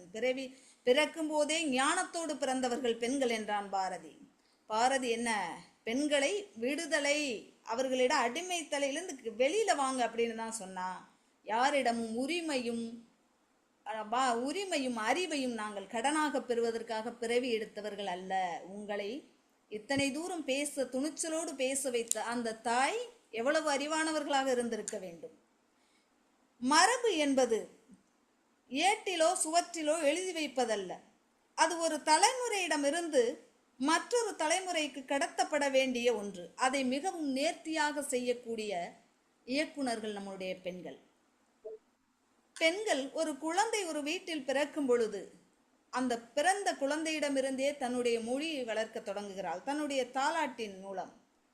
அத்தை அடித்தாலோ அல்லிப்பூ செண்டாலே, மாமன் அடித்தானோ மல்லிகைப்பூ செண்டாலே, யாரடித்து நீ அழுதாய் கண்ணுரங்கு தாளேலோன்னு பாடுவா. உறவுகளை சொல்லிக் கொடுக்கிறது, நம்முடைய மொழியை சொல்லிக் கொடுக்கிறது. கதைகளின் வழியா சோறு ஊட்டுறது குழந்தைக்கு, நிலாவை காட்டி எல்லா நீதி கதைகள் எல்லாம் சொல்லி. இதன் மூலம் தன்னுடைய மொழியை குழந்தைகளிடத்தை கொண்டு சென்றது தாய். அதனால்தான் அதற்கு பெயர் தாய்மொழி. ஒரு விழா, ஒரு வீட்டில் ஒரு பொங்கல் விழா நடக்குதுன்னா அந்த விழாவுக்கு புது பானை வாங்கி அதில் பொட்டு வச்சு அதில் மஞ்சள் கட்டி அதில் பொங்கலிட்டு பொங்கலோ பொங்கல் மங்கள ஒளி எழுப்புற வரைக்கும் பெண்ணுடைய வேலை தான். பொருளாதாரத்தை ஈட்டிக்கிட்டு வந்து கொடுத்து அதில் பொருட்களை வாங்கிட்டு வந்துட்டா மட்டும் விழா சிறப்படையாது. அந்த மரபு மாறாம செய்ய வேண்டிய எல்லாத்தையும் செய்து முடிக்கிறது யாரு? பெண்கள் தான். திருமணம், சடங்கு, வளைகாப்பு, எந்த விழாவா இருந்தாலும், திருவிழா, இவர் சொல்கிறார் திருவிழாவில் கொடியேற்றுவதிலிருந்து தேரை இழுத்து செல்வது வரைக்கும் ஆண்கள் தான். அதற்கு பின்னாடி இருக்கின்ற வேலை, பண்பாடு பாரம்பரியம் என்று நம் முன்னோர்கள் சொல்லி வைத்த வேலைகள், அங்கே விளக்கேற்றுவதற்கான காரணம், அன்னதானம் இடுவதற்கான காரணம், அங்கே சமைப்பதற்கு, அதற்கு தேவையான பொருட்களை தயார் செய்து கொடுப்பதற்கு, இதெல்லாம் இருக்கணும். எல்லாரும் திருவிழா நடந்து அன்னைக்கு பூரா பட்டினி கிடந்து தான் திருவிழா கொண்டாடுறீங்களா? ஆண்கள் எல்லாரும் பொங்கல் விழா நடந்து அன்னைக்கு பூரா நீங்கள்லாம் சாப்பிட்றது கிடையாதா? எல்லாம் பெண்கள் உண்டாக்கி கொடுக்குறாங்க. அதை நாம சாப்பிட்டுட்டு அமைதியாக நம்மளோட வேலையை பார்க்க போகிறோம். இப்போ பெண்கள் எல்லாம் வீட்டில் இருந்துட்டு வீட்டு வேலையை மட்டும் பார்க்கறது கிடையாது. அலுவலகத்துக்கு போய்கிட்டும் தங்களோட வேலைகளை குடும்பத்துல குழந்தைகளுக்கு தேவையானதை செஞ்சுட்டு கணவருக்கு தேவையானதை செஞ்சுட்டு போறாங்க. போயிட்டு வந்து அதுக்கப்புறம் தான் அவங்க அலுவலகத்துக்கு போறாங்க. அதுக்கப்புறம் தான் வந்து மறுபடியும் அவங்களோட வேலைகளை தொடர்றாங்க. எந்த நேரத்திலையும் பெண்கள் தங்களோட கடமைகள்ல இருந்து மாறல. இவர் சொன்னார், ஆண்கள் வந்து சக்திவேலையா சொன்னாங்க, கண்டிக்காம செல்லம் கொடுத்து பிள்ளைகளை வளர்க்குறாங்க. குழந்தைகள் என்பது எப்படி வளர்க்க வேண்டும் என்பது ஒரு தாய்க்கு தெரியும். தன் வயிற்றிலே 10 மாதம் சுமந்து பெற்ற சதையும் இரத்தமாக பெற்ற ஒரு தாய்க்கு தெரியும். அன்பின் வழி அது உயர்நிலை, அதுதான் உண்மை. அப்படித்தான் கொண்டு போகணும் ஒரு குழந்தைய. அடாவடித்தனத்துல ஒரு குழந்தைய நாம பெரிய ஆளாக்கிட முடியாது. அது எல்லா தாய்க்கும் தெரியும் தன்னோட குழந்தைய எப்படி கொண்டு போகணும்னு. ஒரு வீட்டில் ஒரு அப்பா அந்த குழந்தைய கண்டிக்கும் போது தாய் அவனுக்கு சாதகமா பேசுற மாதிரி பேசி அவன் மனநிலையை கொஞ்சம் சரி பண்ணி அதுக்கப்புறம் அந்த அம்மா சொல்லுவா, கட்டாயம் சொல்லுவா, இப்படி செய்யக்கூடாது, அப்பா சொல்றதை கேட்கணும் அப்படின்னு. அறிவை ஊற்றுறது தந்தை தான், எல்லாம் கொடுக்கறது தந்தை தான், கல்வி கொடுக்கறது தந்தை தான். பள்ளிக்கூடத்துல கொண்ட பணத்தை கட்டிட்டு வந்தா கல்வி தன்னால வந்துருமா? இப்ப இருக்கிற காலகட்டத்துல அந்த குழந்தைங்க எங்கே போறாங்க வர்றாங்கன்னு எல்லாம் கவனிக்கிறது எல்லாமே அம்மா தான். அவங்களுக்கு எந்த நேரத்துல என்ன நடக்குது, என்ன இப்ப சொல்றாங்க, எந்த வகுப்புக்கு போறாங்க, எல்லாம் பார்க்கறது அம்மா தான். அதனால விருந்தோம்பல் பத்தி சொன்னாங்க. கூட்டிட்டு வந்தா உடனே ஒரு 10 பேரை கூட்டிட்டு வந்து வச்சுட்டு அவங்க முகம் மாறுறதை மட்டும் தான் இவங்க கவனிக்கிறாங்க போல. ஆனா அதுக்கு பின்னாடி இருக்கிற வீட்டுல இருக்கிற வேலைகள், அந்த சமையல், அவங்களுக்கு சமைச்சு முடிச்சதுக்கு அப்புறம் அதுக்கப்புறம் இருக்கிற அந்த சுத்தம் பண்றது, பாத்திரம் கழுவுறது, இதெல்லாம் யாரு செய்யறது? பெண்கள் தான் செய்யறாங்க. செய்யும்போது சில முக மாற்றங்கள் வரலாம். அதுக்காக ஒரு விருந்தினரை வந்து அவங்க வரக்கூடாது, அவங்க வந்துட்டு இப்படி போகக்கூடாது. அது விருந்தினர் மேல உள்ள கோபம் அல்ல, உங்களின் மேல். முன்னறிவு பின்றி ஒரு வீட்டுக்கு கொண்டு வந்தா அவங்களுக்கு சாப்பாடு கொடுக்கணும்னா அந்த வீட்டுல என்ன இருக்கு இல்லைன்னு தெரியாம கொண்டு வரும்போது ஏற்படுற ஒரு சிலருக்கு, எல்லாரும் அப்படி செய்யறதுல அதை இருக்கலாம். இதுதான் பெண்கள் செய்யறது. பெண்களோட பெரிய பங்கு என்னன்னா, தன்னோட அறிவையும் ஆற்றலையும் அப்படியே வச்சுட்டு குடும்பத்துக்காக, குடும்பம்ங்கிற அந்த அமைப்பு சிதையாம இருக்கிறதுக்காக தன்னோட திறமையை வெளிப்படுத்தாம வாழ்ற எத்தனையோ பெண்கள் உண்டு. பெண்கள், ஆண்கள் இருந்தாதான் வாழ்க்கை, ஆண்கள் இல்லாம அவங்க வாழ்க்கை நகலவே நகலாதுன்னு நம்முடைய மரபை காப்பாற்ற முடியாது. எல்லா விளக்கெல்லாம் ஒரு ஆண்கள் எத்தனை நாள் எங்கே வெளியூருக்கு சென்றாலும் பெண்களால் அந்த குழந்தைகளையும் அந்த குடும்பத்தையும் சமாளிக்க முடியும். ஆனால் ஒரு 2-3 மாதம் பெண்கள் போய் ஒரு இடத்துல இருக்கட்டும், அந்த ஆண்கள் என்ன செய்கிறார்கள், அதை எப்படி சமாளிக்கிறீர்கள் என்பது எல்லோருக்கும் நன்றாகவே தெரியும். எந்த காலகட்டத்திலும் பெண்தான் ஒரு குடும்பத்தையும் அந்த தமிழருடைய மரபையும் பேணி பாதுகாக்கிறாள். எத்தனை பெரிய பதவிக்கு போனாலும், எத்தனை உயர்ந்த அறிவை படைத்தாலும், பெண்ணினுடைய அந்த சகிப்புத்தன்மையும் பண்பாடை பின்பற்றுவதும் பாரம்பரியமும் அவளுடைய நம்முடைய அடிவேரை மறக்காமல் இருப்பதும் தான் பெண். அந்த பெண் தான் மரபு எனும் தீபத்தை அடுத்த தலைமுறைக்கு அணையாமல் எடுத்து செல்கிறாள் என்பதை கூறி இந்த வாய்ப்பிற்கு நன்றி கூறி விடைபெறுகிறேன். நன்றி, வணக்கம்.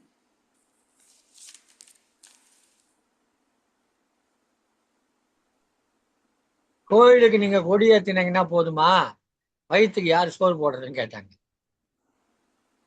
பொங்கல் அன்னைக்கு சாப்பிட்றீங்களா, லீவா விட்டுட்டீங்க வயிற்றுக்கு, அன்னைக்கு நாங்க தானே செய்யறோம். மரபுகளை மட்டுமல்ல, மரபுகளை காப்பது மட்டுமல்ல, மரபு வழியாக எனக்கு என் தாய் சொல்லி கொடுத்ததை அல்லது தாய்க்கு சமமான மாமியார் சொல்லி கொடுத்ததை தொடர்ந்து நான் கடைபிடித்துக் கொண்டிருக்கிறேன். இதுதான் அவங்களுடைய வாதம். பெண்கள் ஏதோ ஒரு வீட்டுல பிறக்கிறாங்க, அவங்க அம்மா அப்பா சில வழக்கங்களை கற்றுக் கொடுப்பாங்க, அவங்க வேறொரு வீட்டுல வாழ்க்கப்பட போவாங்க, அந்த வீட்டுல வழக்கங்கள் வேறாக இருக்கும்.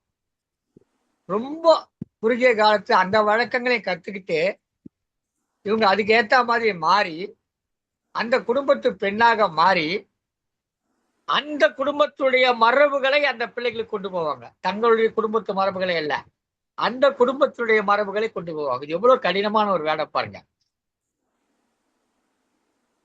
ஏதோ ஒரு இடத்துல ஒன்றை கற்றுக்கொண்டு வேறொரு இடத்தில் சென்று அந்த இடத்திலே நடப்பதையெல்லாம் அந்த அடுத்த தலைமுறைக்கு கொண்டு சென்று சேர்ப்பது என்பது மிகவும் கடினமான பணியை செய்து கொண்டிருக்கிறார். அழகா சொன்னாங்க. ஒண்ணும் வேணாம், தீபாவளி அன்னைக்கு பொங்கல் பண்ணி கொடுத்தா சாப்பிடுவீங்களா நீங்க? அதான் உங்க கேட்கிற கேள்வி. தீபாவளி அன்னைக்கு தோசை வேணும் கேட்பீங்கல்ல, அன்னைக்கு பொங்கல் பண்ணி கொடுத்தா அதுவும் ஒரு உணவு தானே, அதை கேட்பீங்களா? கேட்க ஒத்துக்க மாட்டீங்க இல்லையா? தனியா கேட்பீங்க இல்லையா அப்படின்னு சொல்ற தன்னுடைய வாதத்தை முன்வைத்திருக்கிறார் திருமதி சுந்தரவல்லி கார்த்திகேயன் அவர்கள். அவருடைய தமிழ ஒரு அழகு தமிழ். ஒரு கேரள நாட்டிலே இருக்கிறார். எனவே அந்த கேரள மொழியினுடைய வாடை அந்த தமிழை கொஞ்சம் கொஞ்சம் அங்கங்க வருது. அழகான தமிழ். சிறப்பாக தனது கருத்துக்களை சொன்னார்கள். வைத்த வாதங்கள் எல்லாம் அடுத்து வரக்கூடிய ஆண்கள் அணியிலே என்று பேச வருகிறார் ஒருவர்.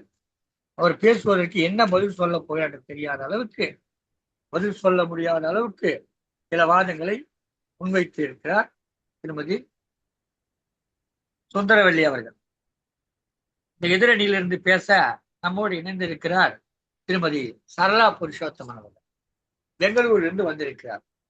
அவர் முனைவர் பட்டம் பெற்றவர் என்பது மட்டுமல்லாமல் தமிழிலே இருக்கக்கூடிய பல்வேறு இலக்கியங்களை எல்லாம் கன்னட மொழிக்கு மொழியாக்கம் செய்து கொண்டிருக்கிறார். அத்தகைய சிறப்பு தன்மை உள்ளவர்.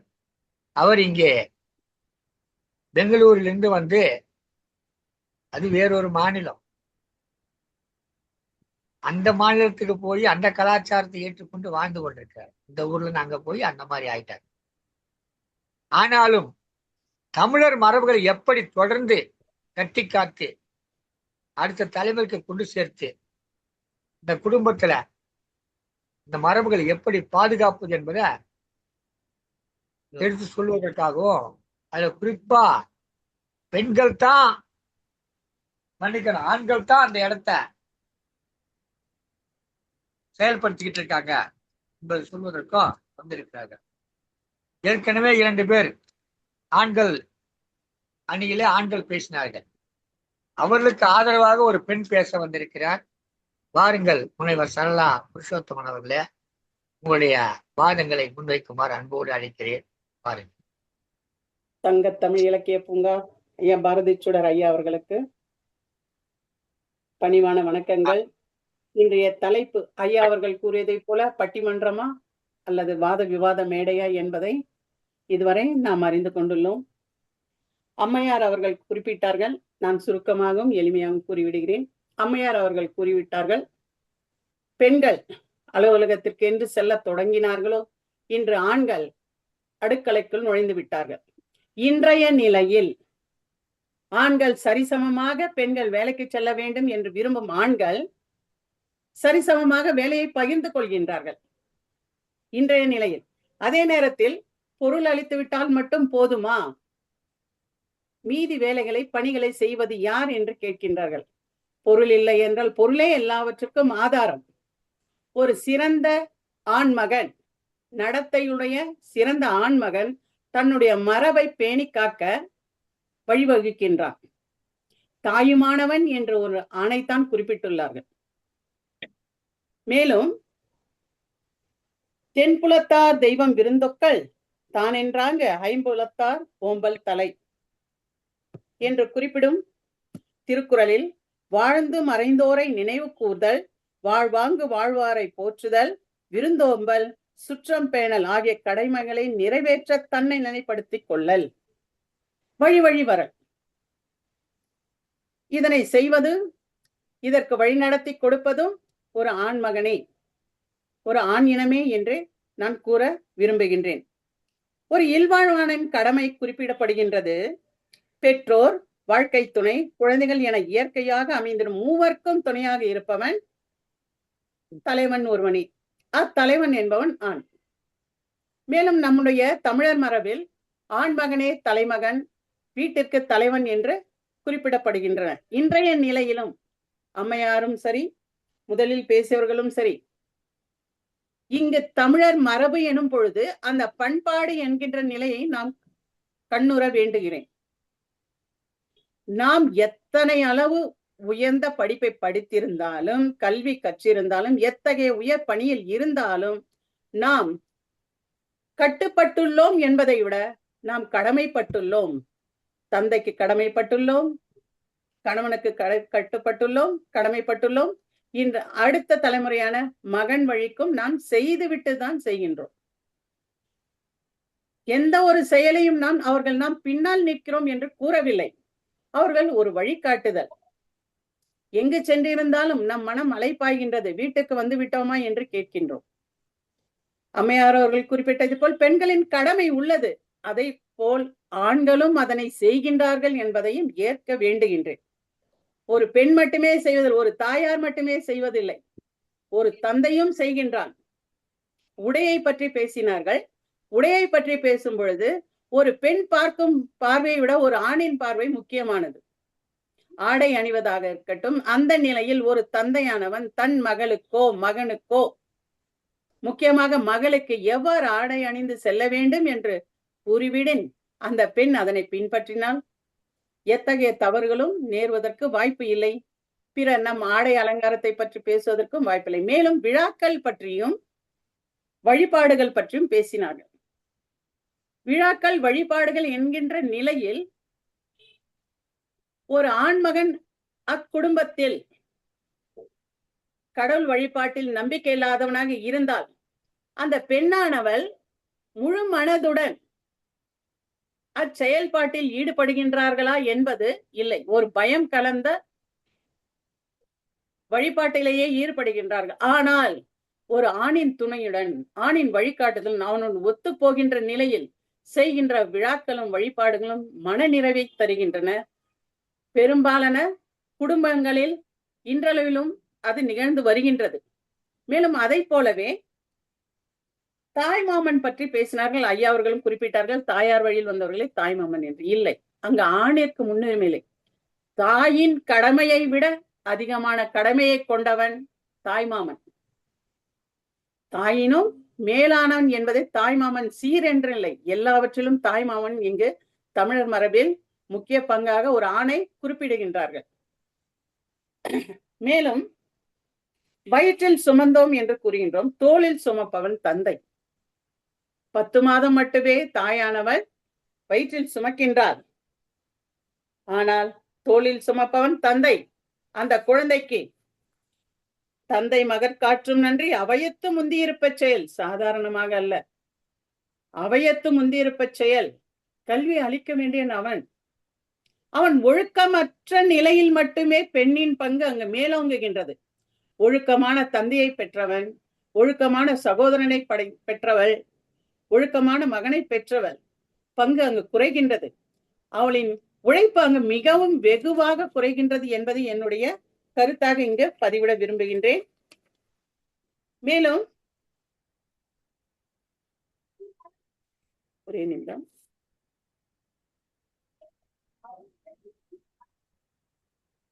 இல்லாததற்குரிய பண்புகள் என்று உள்ளது. விருந்தோம்பல் பற்றி பேசினோம். 63 நாயன்மார்கள் ஒருவரை பற்றி பேசினோம். ஆணும் பெண்ணும் ஏந்த ஒரு அன்பிலேயே அவர்கள் சிவன் அடியார்களை தொழுதார்கள். இதனையே பசவண்ணர் அவர்களும் கன்னட மொழியில் என்ன கூறுகிறார்? குடும்பத்துடன் வழிபடுதலை பற்றி அவர் தன்னுடைய வீர சைவ வழிபாட்டில் கூறுகின்றார். மேலும் இன்னொரு கருத்தையும் நான் முன்வைக்கின்றேன். பாரதியாரை பற்றி பேசினோம். பெண்களின் முன்னேற்றத்திற்காக பாடுபட்டார்கள் அவர்கள். பெண்கள் வெளிவர வேண்டும், கல்வி கற்க வேண்டும், அவர்களிடம் இருக்கின்ற திறமைகள் வெளிக்கொணரப்பட வேண்டும், அடிமைத்தனத்திலிருந்து விடுபட வேண்டும் என்று பாடுபட்டார்கள். அந்த பாரதிதான் கூறுகின்றான், எவ்வாறு எல்லாவற்றிலும் ஒரு நதிக்கு பெயரை வைத்தோம், பேசும் மொழிக்கு தாய்மொழி என்றோம். ஆனால் பாரதி மட்டுமே சொல்வான், இது எனக்கு மிகவும் ஏற்புடைய கருத்து என்பதை இச்சமயம் நான் பணிவுடன் தெரிவித்துக் கொள்கிறேன். செந்தமிழ் நாடெனும் போதினிலை இன்ப தேன் வந்து பாயுது காதினிலை, எங்கள் தந்தையர் நாடென்ற பேச்சினிலே ஒரு சக்தி பிறக்குது மூச்சினிலே. தந்தையர் நாடு என்றான். ஐயா அவர்கள் குறிப்பிட்டார்கள், அந்நிய மாநிலத்தில் வாழ்வது என்பது சாதாரண விஷயம் இல்லை. இதில் தங்கள் மரபு சார்ந்த செயல்பாடுகளை இங்கும் செயல்படுத்த வேண்டும் என்றால் ஒரு ஆண் அதற்கு முன்னிற்க வேண்டும். வழிபாடுகளில் மாற்றம் உள்ளது.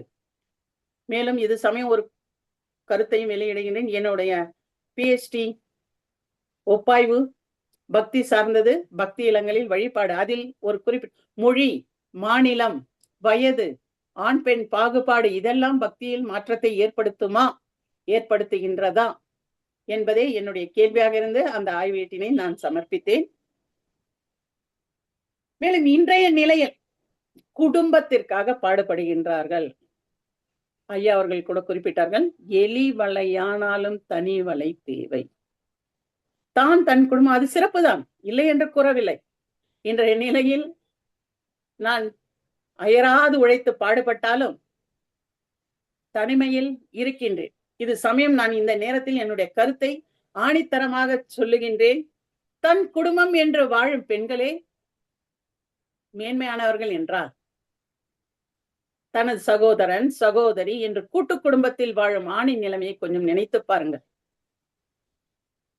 அங்கு அன்னையையும் சமாளிக்க வேண்டும், மனைவியையும் சமாளிக்க வேண்டும், அடுத்து வரும் தனது பெண் குழந்தையும் சமாளிக்க வேண்டும்.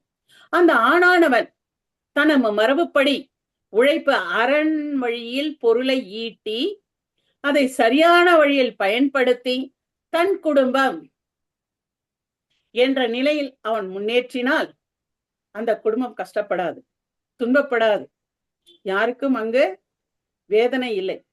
மரபொழி செய்யும் அனைத்து செயல்பாடுகளையும் அங்கு செயல்படுத்த வேண்டும். ஐயா அவர்களுக்கு ஒரே ஒரு நிமிடம்.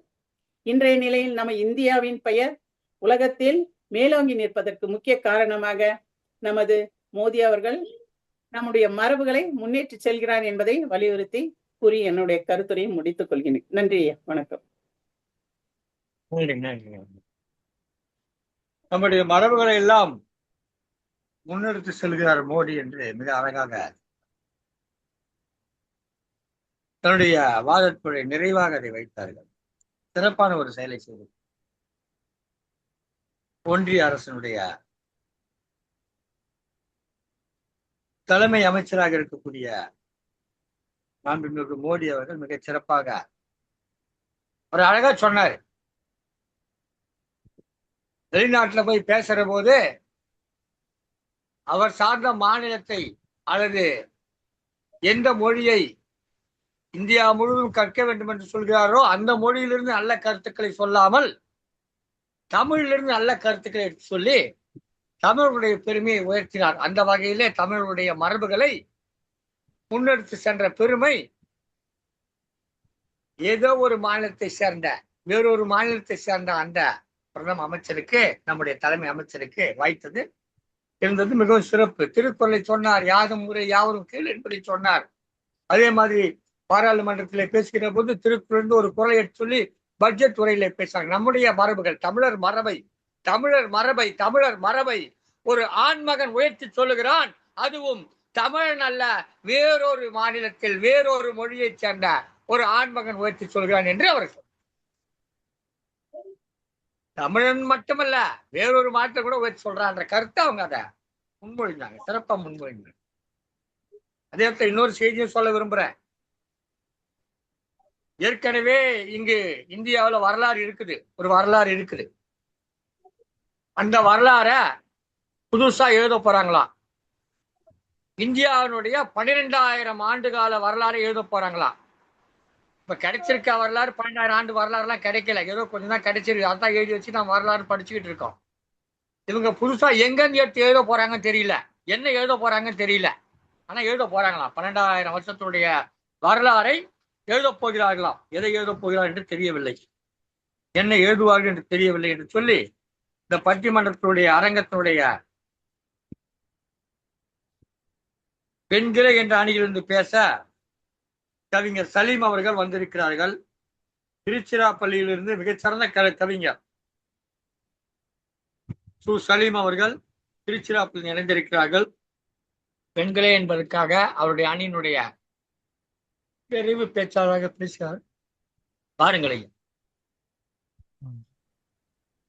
நல்லதோர் வீணை செய்தே அதை நலங்கட புழுதியில் எரிவதோ சொல்லடி சிவசக்தி என்னை சுடர்மிகும் அறிவுடன் படைத்து விட்டாய், வல்லமை தாராயோ இந்த மாநிலம் பயனுற வாழ்வதற்கே என்ற பாரதியின் வரிகளை தாங்கி பேரன்பும் மரியாதையும் உரிய சங்கத்தமிழ் இலக்கிய பூங்கா நிறுவனர் நீலகண்டன் தமிழன் ஐயா அவர்களே, மற்றும் என்னுடன் பட்டிமன்றம் பேச வந்திருக்கக்கூடிய அனைத்து சான்றோர் பெருமக்களே, அனைவருக்கும் என்னுடைய வணக்கத்தை முதலில் தெரிவித்துக் கொள்கிறேன். வணக்கம். காத்து வழி, கள்ளிப்பட்டி ரோட்டு வழி, வண்டி கட்டி போறவளே, வாக்கப்பட்டு போறவளே, வண்டி மாடி எட்டி வச்சு முன்னே போகுதம்மா, வாக்கப்பட்ட பொண்ணு மனம் பின்னே போகுதம்மா.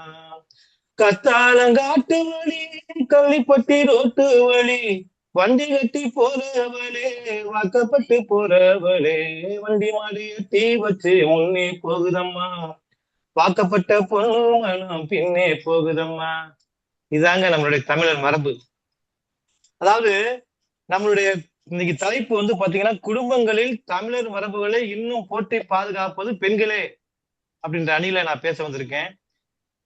அதாவது எனக்கு முன்னால் பேசிய சான்றோர் பெருமக்கள் பெண்ணினுடைய பெருமைகளையும் ஆணினுடைய பெருமைகளையும் பேசுறாங்க. ரைட்டு, பெருமையை மட்டும் பேசினா பத்தாது. தமிழர் மரபுகளை இன்னும் போற்றி பாதுகாப்பது யார் அப்படின்னு தானே இப்ப பேசணும். அதனால நம்ம வந்திருக்கேன். அதாவது தமிழர் மரபு என்பது ஏட்டிலும் எழுத்திலும் மட்டும் வாழும் ஒரு ஒன்றல்ல, அது நம் அன்றாட வாழ்வில் நம் வீடுகளில் மூச்சு விட்டுக் கொண்டிருக்கிற ஒன்று. அப்படிப்பட்ட மரபை சிதையாமல் அடுத்த தலைமுறைக்கு கடத்தும் ஆகச்சிறந்த பணியை இன்று வரை செய்து கொண்டிருப்பவர்கள் பெண்களே என்ற அழுத்தமான வாதத்தை நான் நடுவர் அவர்களே உங்களுக்கு முன்வைக்கிறேன். இப்ப வந்து சாதாரணமா பாத்தீங்கன்னா தமிழுடைய பெருமைன்னா புருஷ பேரை சொல்ல கூட நம்ம தமிழர் மரபுல வந்து சொல்ல மாட்டாங்க. நான் ஒரு தடவை ஒரு ஆய்வு பணிக்காக போயிருந்தேன், ஒரு டேட்டா கலெக்ஷனுக்கு. அப்போ ஒரு வீட்டுல போய் ஒரு அம்மாட்ட கேட்கிறேன், ஏமா அவங்க பேர்லாம் சொன்னாங்க, பிள்ளைங்க பேர்லாம் சொன்னாங்க, உங்க வீட்டுக்கார் பேர் என்னம்மா அப்படின்னு கேட்டேன். வீட்டுக்கார் பேரா அப்படின்னு சொல்லிட்டு கொஞ்சம் யோசிச்சாங்க.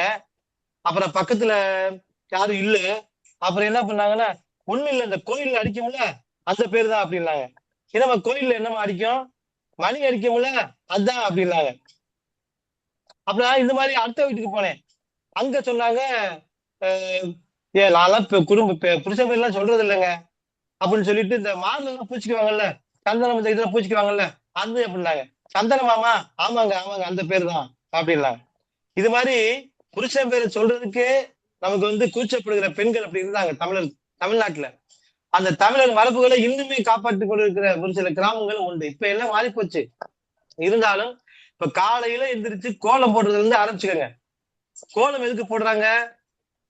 அதுவும் மார்கழி மாசத்துல அந்த சாணியில வந்து அந்த பரங்கி பூ எடுத்து வச்சுட்டு ஒரு அழகான கோலங்கள் போடுவாங்க. அந்த கோலத்துல அந்த அரிசி மாவையும் அந்த மாவையும் உளுந்து கலந்து போடுவாங்க. அது கோலம் அழகு மட்டுமல்ல, எறும்புக்கான உணவும் கூட. அந்த ஜீவகாருண்யம் என்ற அலங்கரியையும் அதுல வந்து பெண்கள் வந்து அதை சேர்த்து பண்றாங்க.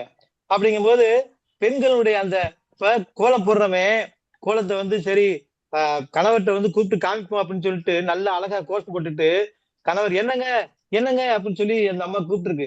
அந்த ஆள் உடனே முடியாது, என்ன ஆகுதுன்னு சொல்லி அந்த கோலத்து மேலே தங்குன்னு குதிச்சு கோலத்தை எல்லாம் களைச்சு விட்டாப்ல. இதுக்காக வர சொன்னேன், கோலத்தை பார்த்து நல்லா இருக்கா இல்லையான்னு பார்த்து வர சொன்னா நீ வந்து இது மாதிரி கோலத்தை களைச்சு விட்டியா அப்படின்னு சொல்லி. ஏன்னா அதுதான் வந்து ஆண்கள்.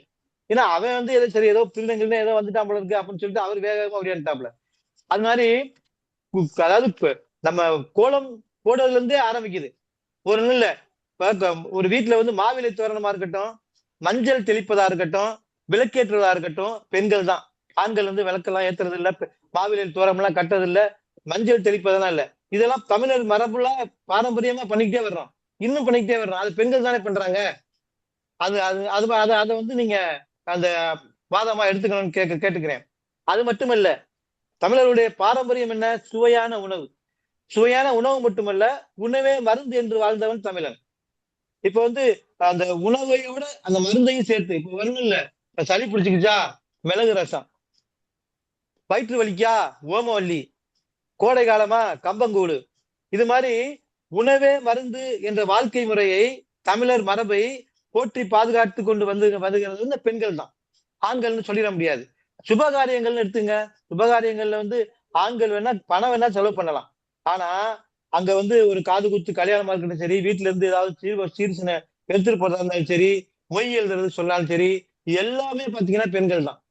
உதாரணத்துக்கு திருவிழாவில கூட முளைப்பாரின்னு ஒண்ணு இருக்கும். முளைப்பாரி எடுத்துட்டு அழகா எடுத்துட்டு போவாங்க. அதையும் பெண்கள் தான் எடுத்துக்கொண்டு செல்கிறார்கள். அந்த மரபையும் விடாமல் பண்ணிட்டு இருக்காங்க திருவிழாவுல அது மட்டும் இல்ல.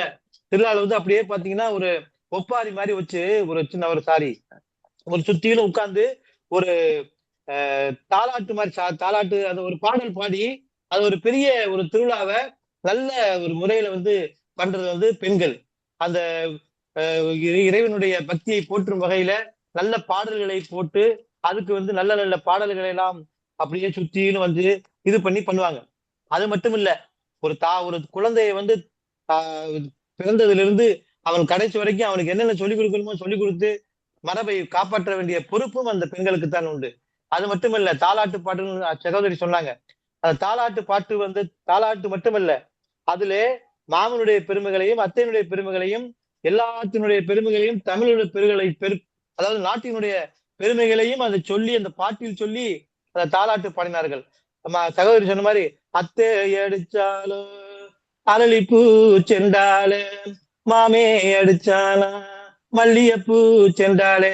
அது மாமே வந்து மல்லிகைப்பூ செண்டா, அத்தை வந்து அரளிப்பூ செண்டா. ஏன்னா அவங்களுடைய தங்கச்சி இல்ல, அதனால அப்படி. அது மாதிரி அடுத்து யார் அடிச்சா சொல்லி ஏழு யார் அடிச்சா சொல்லி ஏழு அப்படின்னு அந்த அம்மா பாடிக்கிட்டு இருக்காங்க. அப்பதான் அந்த வீட்டுக்காரர் வர்றாரு. இவர் உடனே எதிர்பார்த்து பாடுறாரு. யாரும் அடிக்கவில்லை ஐவரலும் தீண்டவில்லை தானா அழுகுறாண்டி ஒரு தம்பி பாப்பா வேணும்னு அப்படின்னு அவரு என்னமா அப்ளிகேஷன் போறாரு. ஒரு சாதாரண ஒரு தாலாட்டு பாடல் கூட அந்த பாரம்பரியத்தை தமிழ் பாரம்பரியத்தை மரபுகளை காப்பாற்றி கொண்டிருக்கிறது என்று சொன்னால் அது பெண்களால் மட்டுமே. அதாவது தொட்டில் பழகம் சுடுகாடு மட்டும் சொல்லுவாங்க. அந்த தொட்டிலை ஆட்டும் போதே அந்த தாலாட்டு பாடலையும் சேர்த்து அந்த வீரத்தையும் விவேகத்தையும் ஊட்டி வளர்த்தவள் தாய். அந்த சோறு ஊட்டும் போது நிலா நிலா ஓடிவா நில்லாமல் ஓடிவா அப்படின்னு சொல்லி அதையும் வந்து பாரம்பரியத்தோடு அந்த வீரத்தையும் உணர்வுகளையும் ஊட்டுவா. ஒண்ணு இல்ல, இப்ப வந்து சோறு ஊட்டும் போது நீங்க பார்த்திருப்பீங்க, அதாவது எல்லாத்தையும் கொடுத்து சாப்பிடணுன்ற உணர்வை, அதாவது இது வந்து மாமனுக்கு, இது அத்தைக்கு, இது எல்லாத்தையும் கொடுத்துட்டு இந்த அப்படி உனக்கு கொஞ்சம் கொடு அப்படின்னு சொல்லி நீ மாமனுக்கு சோறு கொடுக்கணும், அத்தைக்கும் சோறு கொடுக்கணும், அப்பாவுக்கு கொடுக்கணும், அக்காவுக்கு கொஞ்சம், எல்லாத்தையும் கொடுத்துட்டு உனக்கு கொஞ்சம் அப்படிம்பாங்க. இதெல்லாம் வந்து ஊட்டி வளர்த்து அந்த சாப்பாடு ஊட்டும் போதே அந்த பகிர்ந்து உண்ணணுங்கிற ஒரு மரபையும் தமிழர் மரபையும் சேர்த்து ஊட்டுபவள் தாய் மட்டுமே. அதாவது இது மட்டும் இல்ல, பாட்டிகள் இருப்பாங்க.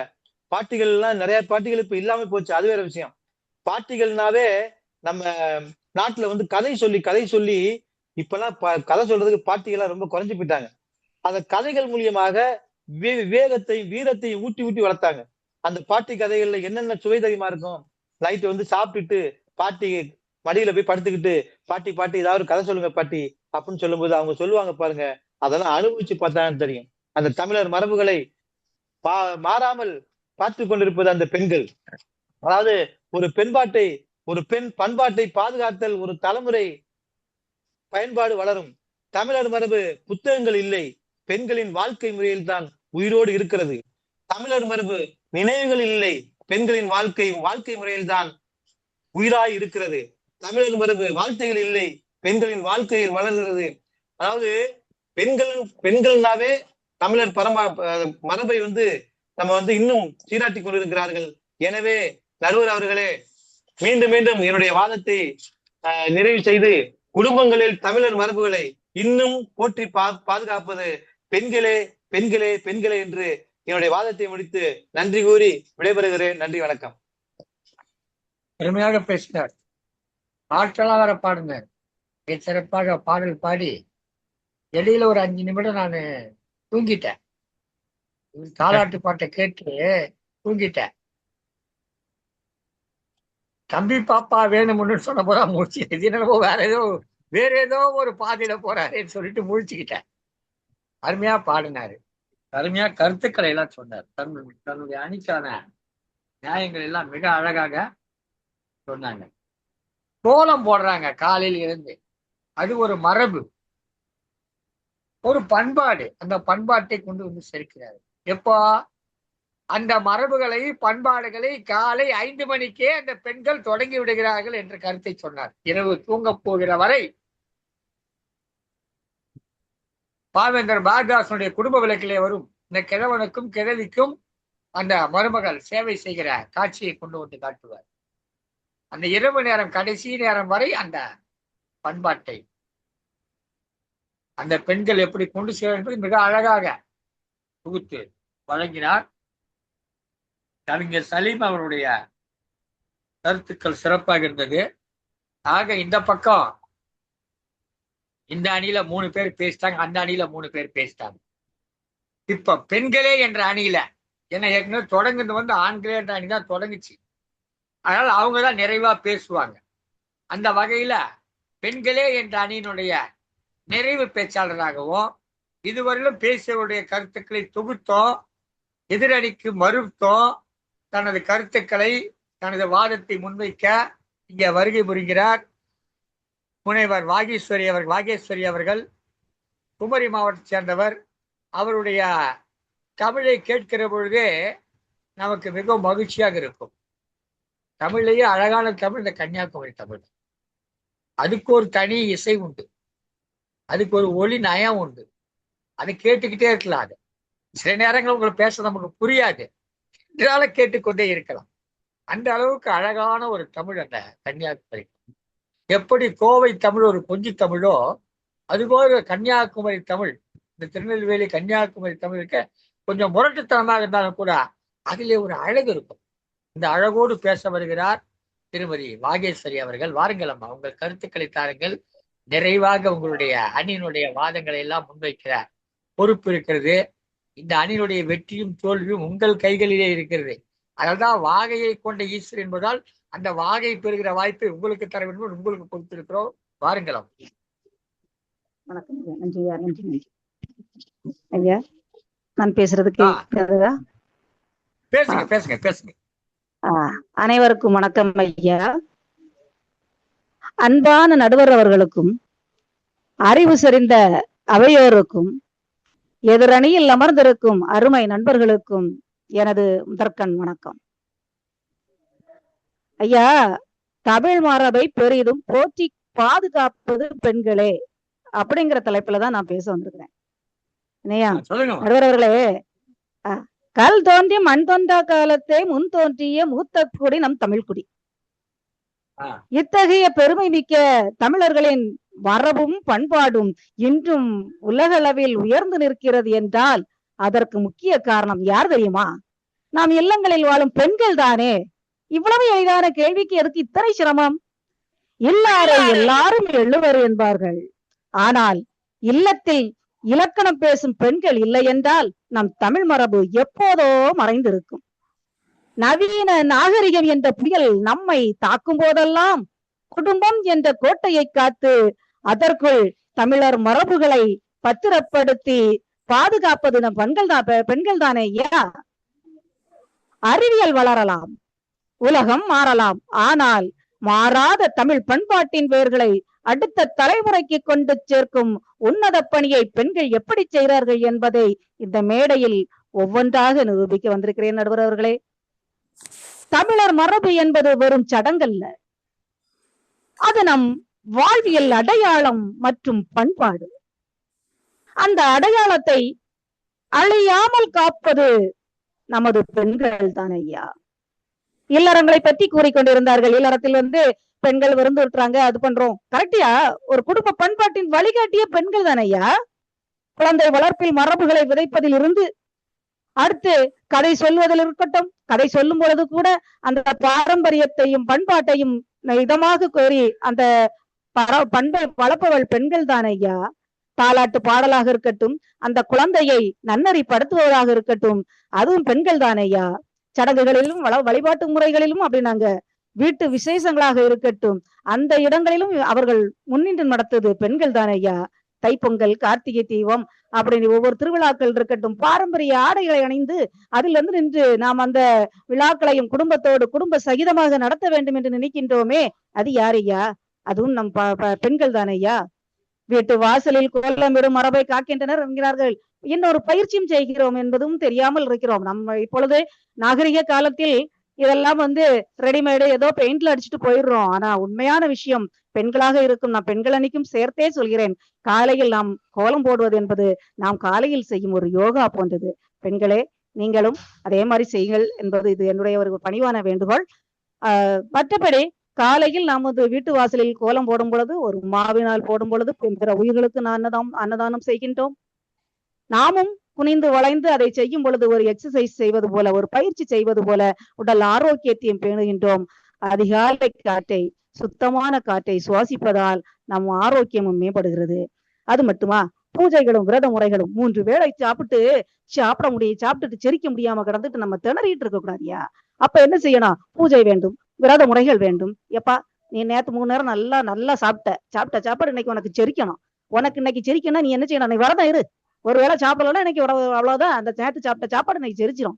என்ன, இந்த மாதிரி விரத முறைகளை கொண்டு கடைபிடிக்க வைக்கிறது. அந்த மாதிரி அது மட்டும் இல்லாம பாரம்பரிய உணவு முறைகளை தீர்மானிப்பதும் பெண்கள் தான். ஹோட்டலுக்கு கூட்டிட்டு போகல, உடனே அங்க போய் ஓடி வாங்க ஹோட்டல்ல போய் நாம வந்து உணவை சாப்பிடுவோம் அப்படின்னு சொல்லிட்டு ஓடல. திணை, கம்பு, கேழ்வரகுன்னு சொல்லி அந்த உணவு முறைகளை வைத்து தருவது யார்? உங்கள் உடல்நிலை சரியில்லை என்றால், ஜீரணிக்கவில்லை என்றால் அந்த ஜீரணத்திற்காக மிளகு ரசம் வைப்பதும், சளி பிடித்து விட்டது என்றால் சுக்கு காப்பி போடுவதும், அதோடு மட்டுமா இருக்கிறது? அந்த பாரம்பரிய உணவோடு கூடிய அந்த உணவு வகைகளை எல்லாம் பார்த்து பதார்த்தமாக இந்த நேரத்தில் இதை கொடுத்தால் இவர்களுக்கு இதமாக இருக்கும் என்று சொல்லுவதோடு மட்டுமல்லாமல், இப்படித்தான் நாம் அடுத்த இடத்தில் சென்றாலும் நம்முடைய பாரம்பரியத்தையும் உணவு முறைகளையும் கடைபிடிக்க வேண்டும் என்கிறது. அந்த முறைகளை அப்படியே தன் குழந்தைகளுக்கும் எடுத்துக்காட்டாக அவர்கள் சொல்லிக் கொடுக்கிறார்களே, இது யார் ஐயா? பெண்கள் தான் ஐயா. அது மட்டுமல்ல, இப்ப சொன்னாங்க நாங்க ஆண்களும் தலைமுறையை கொண்டுட்டு போறோம். ஏங்க, நான் ஒண்ணு கேக்குறேன், காலையில ஒரு ப்ரோக்ராம் வருதுன்னு வைப்போம், ஒரு விழா கலாச்சாரம்னு வருதுங்க. வந்த உடனே என்ன செய்யறீங்க? வாட்ஸ்அப் குரூப்ல ஒரு குட் மார்னிங்னு ஒரு மெசேஜை போட்டுடுறீங்க. அதோட முடிஞ்சு இழுத்து முடிட்டு நம்ம என்ன செய்யறோம்? தூங்கிடுறோம். ஆண்கள் அதே பெண்களாக இருக்கும்போது என்ன செய்யறாங்க? உடனே ஒரு பாரம்பரிய ஆடையை போட்டு, அழகா புத்தம்புது இதெல்லாம் போட்டு, நீட்டா ஒரு சேலையை கட்டி, ஒரு ரீல்ஸை போட்டு, மக்கள் எல்லாம் போட்டு, அனைவருக்கும் ஒரு வணக்கம் அப்படிங்கிற ஒரு இதை வந்து சொல்றோம் ஐயா. அது மட்டுமா, அஞ்சரை பெட்டி, அந்த அஞ்சரை பெட்டியில ஒரு அடுக்கலையில நான் கொண்டு விடுறேன்னு வைங்க. எப்பா, நீங்க சமைச்சு சாப்பிடுங்க, நம்மளால நம்ம எதுவும் சமைக்க முடியாது அப்படின்னு விட்டோம்னா என்ன செய்வோம்? உடனே ரெடிமேடு ரசம். இப்ப கேக்குறாங்க, சார்ஜி பீட்டி ரசம் வைப்பது எப்படி? என்ன, இந்த மாதிரி என்ன செய்வோம்? நூடுல்ஸ் சாப்பிட்டுட்டு சட்டிப்பானையை கூட கழுவாம போட்டு போயிடுவோம். இது முறை. ஆனால் இது உடம்புக்கு ஒத்துக்கொள்ளாது என்று இடியாப்பத்தையும் அங்க தேங்காய் பாலையும் கலந்து கொடுப்பது நம் தாய் அல்லவா? என்ன, சாப்பாடு ஜீரணிக்க வேண்டும் என்று நினைப்பதும் நம் தாய் அல்லவா? அது மாதிரி வாசல்ல போய் ஆண்களை கோலம் போட சொன்ன என்னையா செய்வீங்க? அந்த ஆளை இருந்தாலும் 2 இழுத்துட்டு, இவ்வளவுதான், இதெல்லாம் பொறுமை கிடையாது நமக்கெல்லாம், இதெல்லாம் பெண்கள் செய்ய வேண்டியது அப்படின்னு சொல்றோம். என்ன, திருவிழா பொங்கல் வருகிறதே, கோல போட்டி வைக்கிறீங்களா? யாருக்கு வைக்கிறீங்க? ஆண்களுக்கா வைக்கிறீங்க? இல்லையே, பெண்களுக்கு தானே. அந்த மரபுகளை இன்னொரு முறைக்கு நாங்க இன்னைக்கு இந்த இதெல்லாம் நடத்துறோம் அப்படின்னா, அடுத்த தலைமுறை அதை பார்த்தது வழிமொழிய வேண்டும். ஏன்னா நம்ம பிள்ளைகள்கிட்ட இருக்கிறதே போல செய்தல். நாம் எதை செய்கிறோமோ அதை பார்த்து அப்படியே செய்வார்கள். ஒரு சிறு குழந்தையாக இருக்கட்டும், அந்த குழந்தைய நீங்க திட்டுனீங்கன்னா அதுவும் அதே மாதிரி நம்மள திட்டும். என்ன, அதுகிட்ட அம்மா நீ நல்லா இருக்கிறியா, சாப்பிட்டியான்னு கேட்டா அதுவும் அதே துணியில சாப்பிட்டேன் அப்படிங்கறத அது சொல்லும். என்ன, அப்போ நான் எதை விதைக்க வேண்டும் என்று நினைக்கிறேனோ அதை அந்த குழந்தையிடம் நான் செய்ய வேண்டும். அப்பதான் அந்த குழந்தை வந்து அதை எனக்கு திருப்பி கொடுக்கும். நான் அங்க இருந்துகிட்டு நவீன உணவையும் நவீன கலாச்சாரங்களையும் கொடுத்துக்கிட்டு இருந்தேன்னா அந்த குழந்தை வந்து என்ன செய்யாது? திருப்பி அதை எனக்கு தராது. அப்போ அந்த ஒரு கலாச்சாரத்தை கொண்டு செல்ல வேண்டுமானால் அந்த குழந்தைகளிடம், அவர்களிடம் அந்த பாரம்பரியத்தை ஊட்டுவதற்கு என்ன செய்ய, அந்த நனிலங்களையும் நுணுக்கங்களையும் அழகாக தெளிவான முறையில் எடுத்து கொடுப்பது பெண்கள் தான் ஐயா. அது மட்டுமல்ல, விசேஷ நாட்களாக கூட இருக்கட்டும், அந்த விசேஷ நாட்களில் கூட வெளியில இருந்து நின்று ஏதோ சின்ன ஒரு கூட்டம் போல இருக்கிறீங்க, அப்படியே வந்து நின்றுட்டு அப்படியே மறைஞ்சு போயிடுறீங்க. அந்த விசேஷ நாட்களில் கூட பாரம்பரியம், குடும்பம், எல்லாரையும் கூப்பிட்டு விசேஷ விழாக்கள் அப்படின்னு சொல்லி எல்லா இடங்களுக்கும் போறது யாரையா? பெண்கள் தானே ஐயா. அழைத்து செல்கிறோம், வாங்க வாங்கன்னு நச்சரிச்சு ஏதோ சொன்னாங்க முதல்ல. இல்ல பெண்கள்லாம் நான் அங்க போனா செலவாயிரும், யாருங்க நினைக்கிறாங்க? அதெல்லாம் ஒரு காலம். ஆனா இன்னைக்கு அப்படி கிடையாதுங்க. இப்ப வந்து குடும்பத்தோட போறாங்க. என்ன, ஒரு விஷயம் அவர்களை சமைக்க வேண்டாம் அப்படிங்கிறது ஒரு இது இருந்தாலும், ஆனால் இன்று ஒரு காலம் இருந்தது. ஒரு காலத்துல ஆண்கள் மட்டும்தான் வெளியே போகணும், பெண்கள் வந்து போகக்கூடாது பிள்ளைங்கள்லாம் அவசியம் இல்லை அப்படின்னு. ஆனால் இன்றைய காலகட்டத்தில் அப்படி இல்லை. ஒரு வீட்டில் ஒரு விசேஷம் என்றால் அந்த வீட்டில் உள்ள அனைவருமே அந்த விசேஷத்தில் கலந்து கொள்வதை நாம் கண்கூடாக காண முடிகிறது ஐயா. ஆகவே இறுதியாக நான் சொல்றேன் ஐயா, இவ்வளவு நேரம் என் தரப்பு நியாயங்களை உங்களுக்கு நான் சொல்லியிருக்கிறேன் ஐயா. மயமாக்கல், அதாவது குளோபலைசேஷன் என்ற பெயரில் மேற்கத்திய கலாச்சாரம் நம்மளை வளர விடாமல் அங்கும் இங்கும் பெரும் புயலாக அடித்த போதிலும் கூட இந்த சூழலிலும் நம்முடைய மொழி பண்பாடு வாழ்வியல் மரபுகள் சிதையாமல் இருப்பதற்கு பெண்கள் தான் முன்னுதாரணம். ஆண்கள் பொருளாதாரத்தை ஈட்டுவதற்காக வெளி உலகில் கொண்டிருந்தாலும் கூட அந்த நேரம் கூட வீட்டிலிருந்து அந்த பிள்ளைகளையும் குழந்தைகளையும் பண்பாடு என்ற உயிர் சக்தியாக குடும்பத்தை வழிநடத்தி உந்து சக்தியாக இழுத்து செல்வதும் பெண்கள்தான். அவர்கள் போடும் கோலங்கள் வெறும் மாவு கோலங்கள் அல்ல ஐயா, தமிழர்களின் கலை மரபின் கோலங்கள். அவர்கள் வைக்கும் மிளகு ரசம் வெறும் ரசம் அல்ல ஐயா, தமிழரின் மருத்துவ மரபின் ரகசியம். அவர்கள் வளர்க்கும் குழந்தைகள் வெறும் அடுத்த தலைமுறை அல்ல ஐயா, தமிழரின் அறநெறி மரபின் வாரிசுகள். எனவே நடுவர் அவர்களே, பெண்ணினத்தின் பெருமையால் தான் தமிழரின் பாரம்பரியம் இன்றும் அரங்கில் நிமிர்ந்து நிற்கிறது என்று கூறி, குடும்பங்களில் தமிழர் மரபுகளை இன்னும் காப்பது பெண்களே என்ற உண்மையான தீர்ப்பை வழங்கிட வேண்டும் என்று கேட்டு வாய்ப்புக்கு நன்றி கூறி விடைபெறுகிறேன். நன்றி, வணக்கம் ஐயா. நன்றி, வணக்கம் ஐயா. அருமையா சொன்னீங்க.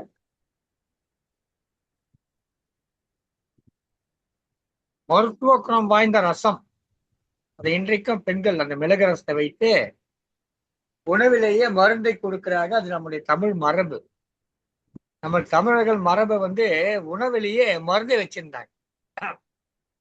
அதை இன்றளவு கட்டி காப்பாற்றுபவர்கள் பெண்கள் தான்.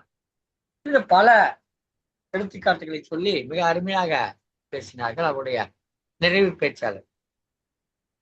இந்த பக்கம் ஆண்களே என்ற அணியின் சார்பில் நிறைவு பேச்சாளராக அந்த அணியினுடைய முதற் பேச்சாளராக இருந்த பேராசிரியர் சக்திவேல் அவர்களே மீண்டும் தனது கருத்துக்களை தங்களுடைய அணியின் சார்பில் பேசுவதற்காக வரும். முதல்ல அவர் சார்பில் பேசினார், இப்ப அணியின் சார்பில் பேசுறார். அணியினுடைய கருத்துக்களை தொகுத்து தங்கள் அணி வெற்றி பெறுவதற்காக கருத்துக்களை எடுத்து முன்வைக்க வருகிறார். வாருங்கள் பேராசிரியர் சக்திவேல் அவர்கள். நன்றி, நன்றிங்க. இதுவரை பேசியவர்கள் கருத்துக்கள் பெண்களே என்று பேசிய அணியில் பேசிய எல்லோரும் சொன்ன ஒரே ஒரு கருத்து, தாலாட்டு ஒன்று, இரண்டாவது கோலம். இந்த ரெண்டு தாங்க எல்லாரும் பேசினாங்க. கோலம் போட முடியுமா, கோலம் போட முடியுமா, கோலம் போடுறாங்களா? இந்த காலத்தில் தலைப்பு பாத்தீங்கன்னா தற்காலத்தில், இது அந்த காலத்துல இருந்துச்சு அந்த காலத்துல இருந்துச்சு, ரைட்டுங்க. இந்த காலத்தில் இருக்கிறதா? நிதர்சன உண்மையை பேசுங்கம்மா. அந்த காலத்துல இருந்தது, எல்லோரும் இலக்கியங்கள் எல்லாம் பேசுனீங்க, நானும் பேசினேன். இலக்கியங்களை பார்த்து இந்த காலத்தில் இருக்கிறதா என்பதுதான் கேள்வி. கோலம் போட்டோம் என்று சொல்லிடு தற்காலத்தில் எல்லாமே அடுக்குமாடி கட்டடமா இருக்குதம்மா. அதுல எங்க போய் வாசல் தெளிக்கிறது, கோலம் போடுறது. அதுக்கடுத்து தாலாட்டு. இப்ப பாருங்களே தாலாட்டு, இதுல எத்தனை பேத்துக்கு தாலாட்டு? உண்மையே சொல்லணும், தாலாட்டு என்பது மறைந்து விட்டது. குழந்தை பிறந்த உடனே என்ன செய்யுங்க, மொபைலை கையில கொடுத்துறீங்கம்மா. அதே மாதிரி நிலா ஓடிவா அப்படின்னாலாம் சொல்றதெல்லாம் இல்லைங்கம்மா. அது எல்லாமே இப்போ மொபைலை பார்த்து வேற பாட்டுகளை, இங்கிலீஷ் பாட்டு அது இது போட்டுதான் பண்றமே ஒழிய, தற்காலத்தில் அந்த பாரம்பரியத்தை நாம் கடைபிடிப்பது யார் என்பதுதான். அந்த பாரம்பரியங்கள்லாம் போயிடுச்சுங்க. இருந்துச்சு. இப்ப ஐயா அவர்கள் சொன்னாங்க கணவர் பெயரெல்லாம் சொல்ல மாட்டாங்க அப்படின்லாம் இருந்தது அந்த காலத்தில். தற்காலத்தில் அந்த பாரம்பரியத்தை யார் காக்கின்றார்கள், பாதுகாப்பது யார்? இப்போ எல்லாம் தீபம் என்றெல்லாம் சொன்ன, விளக்கு என்று சொன்னீர்கள், உண்மைதான். அந்த பாரம்பரியம் பண்பாடு என்பது ஒரு விளக்கு. அதுல எண்ணெயும் வேண்டும், திரியும் வேண்டும், அது அணையாமல் இருக்க வேண்டும். அது யார் பாதுகாப்பது? அதுதான் கேள்வி. ஆக அந்த காலத்திலிருந்து அப்படி இருந்தது இப்படி இருந்தது சொல்லுவதை விட, கோலம் போடுறதோ அல்லது தாலாட்டு பாடுவதெல்லாம் நிதர்சன உண்மையை நாம் நிகழ்காலத்தில் தற்காலத்தில் பார்க்கும் பொழுது அதுவெல்லாம் இல்லை.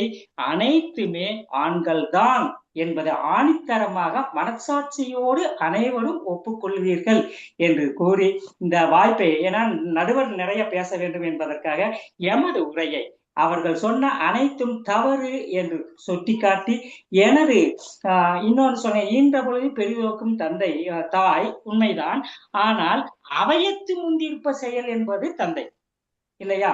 ஆகவே அனைத்து இடங்களிலும் பண்பாட்டை காப்பதிலும் பாரம்பரியத்தை போற்றுவதிலும் முதன்மையாக, இருவருமே இருந்தாலும் முதன்மையாக இருக்கக்கூடிய கடமை, பாதுகாக்கக்கூடிய கடமை, அடுத்த தலைமுறைக்கு கொண்டு போகிற கடமை இருவருக்கும் இருந்தாலும் ஒரு படி ஆண்களே என்று கூறி எனது வாதத்தை நிறைவு செய்கிறேன். நன்றி, வணக்கம் ஐயா. இந்த பக்கம் 4 பேர், அந்த பக்கம் 3 பேர், 3 கூட ஒருத்தர் சேர்ந்து 4 பேர் ஆகி அழகா மொத்தம் பட்டிமன்றத்தை சிறப்பா பேசுது. இங்க கொடுக்கப்பட்ட தலைப்பு தமிழர் மரபுகளை குடும்பத்தில் பாதுகாப்பது ஆண்களே பெண்களே, ஆண்களா அல்லது? அப்ப குடும்பத்துல தமிழர் மரபுகளை காப்பாற்றுறது யாரு அப்படின்னு வர்ற போது ஐயா சக்திவேல் போன்றவர்கள் ரொம்ப சுருக்கிட்டார். 2 வேலை தான், ஒண்ணு கோலம் போடுறது, ஒண்ணு தாலாட்டு பாடுறது. இது 2மே நீங்க இப்ப செய்யறது இல்லைன்னு ஒரே வார்த்தை அடிச்சு முடிச்சுட்டார், சுருக்கிட்டார். உங்களுடைய அணியினுடைய வாதம், எதிரினுடைய வாதத்தை மொத்தம் சுருக்கி அப்படியே தட்டி ஒரு சின்ன ஒரு மசாலோட மாதிரி பண்ணி கையில கொடுத்துட்டாரு. கோலம் போடுறது தாலாட்டு 2 வேலை தான் செய்யறேன்னு சொல்லியிருக்கீங்க நீங்க இது வரையிலும். இதை நீங்க செய்றீங்களா, இதை நீங்க செய்றீங்களான்னு கேக்குறீங்க. ஆனா அதை ஏன் நீங்க செய்யறது இல்ல? அதுவும் போயிடுச்சு. கோலம் இப்ப நீங்க போடுறது இல்ல. மாடி வீடு வந்துருச்சு, அடுக்குமாடி குடியிருப்புகள், அத கோலம் போட்டு இடம் கிடையாது, சாணிலாம் தைக்க முடியாது, ஏற்கனவே அவன் செராமிக் டைல்ஸ் போட்டு வச்சிருக்கா, நீங்க போய் சாணி தெளிச்சா செட் ஆகாது அப்படின்னு ஒரு அடி அடிச்சுட்டார். கோலம் போட முடியாது. 2வது தாலாட்டு பாடு, உங்களுக்கு யாருக்காவது தாலாட்டு பாட தெரியுமா அப்படின்னு கேள்வி கேட்டாரு. இல்ல, தாலாட்டு ஒரு பாடினார், ஆண்டை ஒருத்தர் வந்து பாடினார், பெண் ஒருத்தர் பாடினார். ஆக இது பிரிக்கு. அதே மாதிரி அந்த அணியில இருந்து ஒரு அருமையான கேள்வி ஒருத்தர் கேட்டாரு. பெண்களுக்குடைய உரிமையை, இன்றைக்கு பேசுகிற உரிமையை எல்லாம் பெற்றுக் கொடுத்தது யார்? ஆண்கள் தானே. அவர்கள் தானே அரசியல் நின்று உரிமை பெற்றுக் கொடுத்தாங்க. அவங்க தானே வந்து ஊர்ல முக்கியமான இடத்துல நின்று ஊரை காப்பாற்றுகிறார்கள். பஞ்சாயத்து முக்கியமானது இல்லையா? அந்த ஊர்ல எந்த விதமான கலவரமும் குழப்பமும் வராமல் கட்டுப்படுத்தவர்கள் இந்த பஞ்சாயத்தால் தான். அந்த 5 பேர் கொண்ட அந்த குழு தான் பஞ்சாயத்துனா 5 பேர் கொண்ட குழு. அந்த ஊர்ல கூடிய 5 பேர் அந்த குழு அமர்ந்து எந்த பிரச்சனை வந்தாலும் அது பெரிதாகாமல் அதை தடுத்து நிறுத்தி அதை கட்டுப்படுத்துவது ஆண்கள் தானே. எந்த பெண்களை வந்து செய்யறீங்க அப்படின்னு ஒரு கேள்வி, அருமையான கேள்வி. இப்படி நிறைய கேட்டிருக்காங்க. ஆண்கள் சார்பில் பேசுனவங்க எல்லாம் வந்து நிறைய கருத்துக்கள் சொன்னாங்க.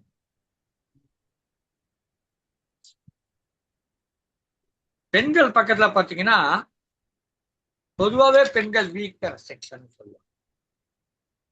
அவங்க பக்கத்துல இந்த கருத்துக்கெல்லாம் கொஞ்சம் குறைவாத்தான் வந்துச்சு. அதுல பாத்தீங்கன்னா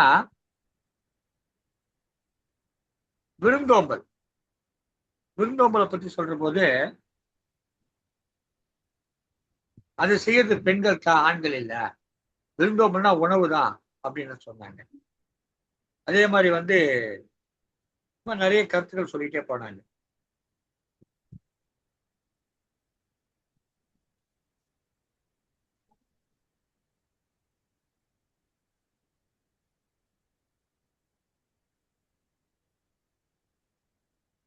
ஒரு முக்கியமான கருத்தாக ஒன்று சொன்னாங்க.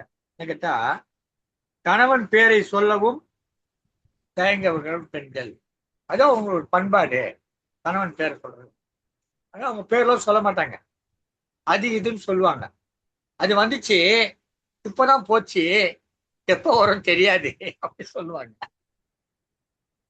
இன்னும் சொல்லப்போனா இந்த காலத்துக்கு முன்னாடி டேயினே கூப்பிடுறாங்க. கணவனே டேய் வாடா போடா இந்த காரணம் பேசுறேன். ஆனா அதெல்லாம் மரியாதை குறைவு பேர். அது அவர்களுக்குள்ள அந்யோன்யம் அதிகமா இருக்கு. அது முன்பெல்லாம் அந்த ஒரு குடும்பம்னா அது ஒரு கூட்டு குடும்பமா இருக்கும். கணவன் மதியம் உணவுக்கு வருவாரு, காலையில எழுந்து போயிடுவாரு. மதிய உணவுக்கு வந்தா அந்த உணவுக்கு ஒரு கடை வச்சிருப்பார், உணவுக்கு வருவாரு. வந்தாருன்னா அங்க உட்கார்ந்தாருன்னா எல்லாரும் இருப்பாங்க. அப்ப கொஞ்சம் கொஞ்சம் சாப்பாடு போட முடியாது. எல்லோரும் இருக்கிற போது ஒரு ஒரு நிலையில தான் பண்ண முடியும். ஆனா இப்பெல்லாம் அப்படி இல்லை, தனித்தனியா வாழறாங்க. அப்ப அவங்க இயல்பாக வந்து வாடா போடான்னு பேசிக்கிறாங்க, இல்லை அந்த பாத்த கழுடான்றாங்க. அதெல்லாம் நடக்குது, இல்ல இயல்பு. அது வந்து அவங்களுடைய அந்யோன்யம் அதிகமாக இருக்குது. காரணம் அவங்க 2 பேரும் தனிமையா வாழறாங்க. இப்பெல்லாம் அப்படிதான் வாழறாங்க, முன்பெல்லாம் அப்படி கிடையாது. அதனால அது இல்லாம இருந்தது. கணவன் வந்தாருனாக்கா வந்து அவர்கிட்ட பேசுவதே ரொம்ப இதுவா இருக்கும்.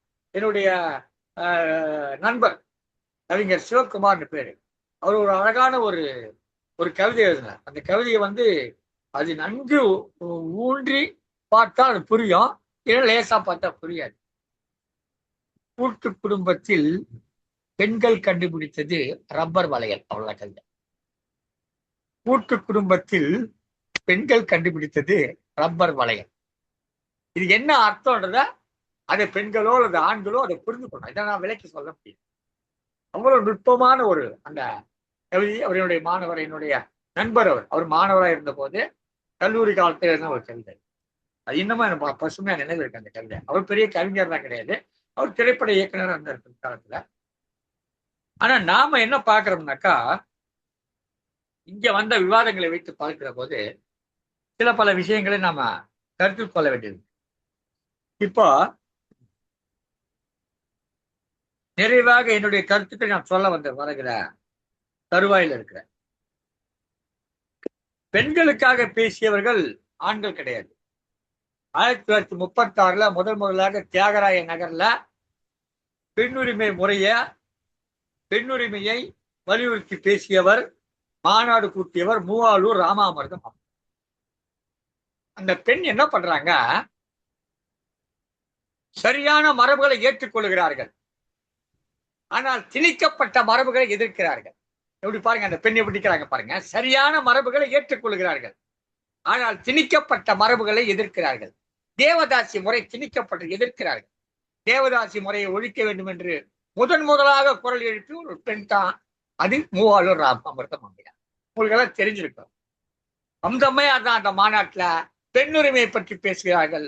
முதலாக தியாகராய நகர்ல 1936 ஆண்டுல அந்த மாநாடு நடக்குது.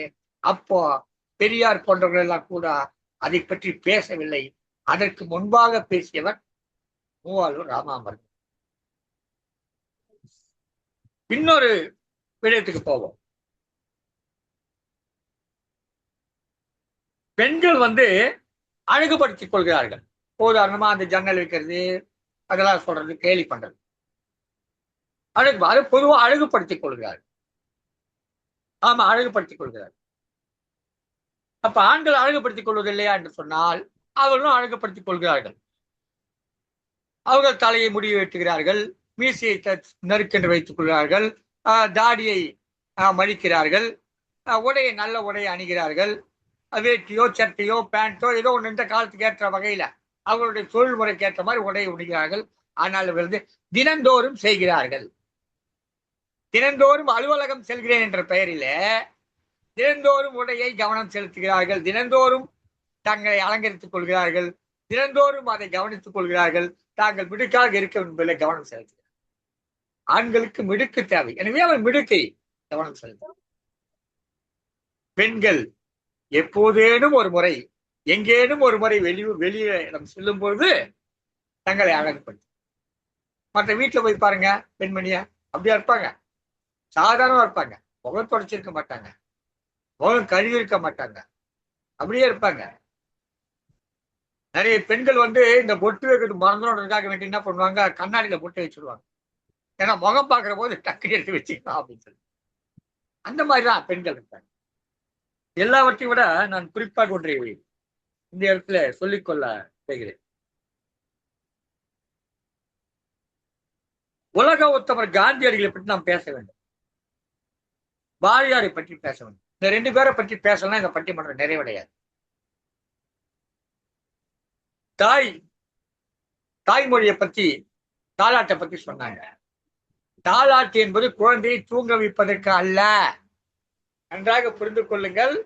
தாலாட்டு என்பது குழந்தையை தூங்க வைப்பதற்கு அல்ல, குழந்தையை விழிப்பாக வைத்திருப்பதற்கு.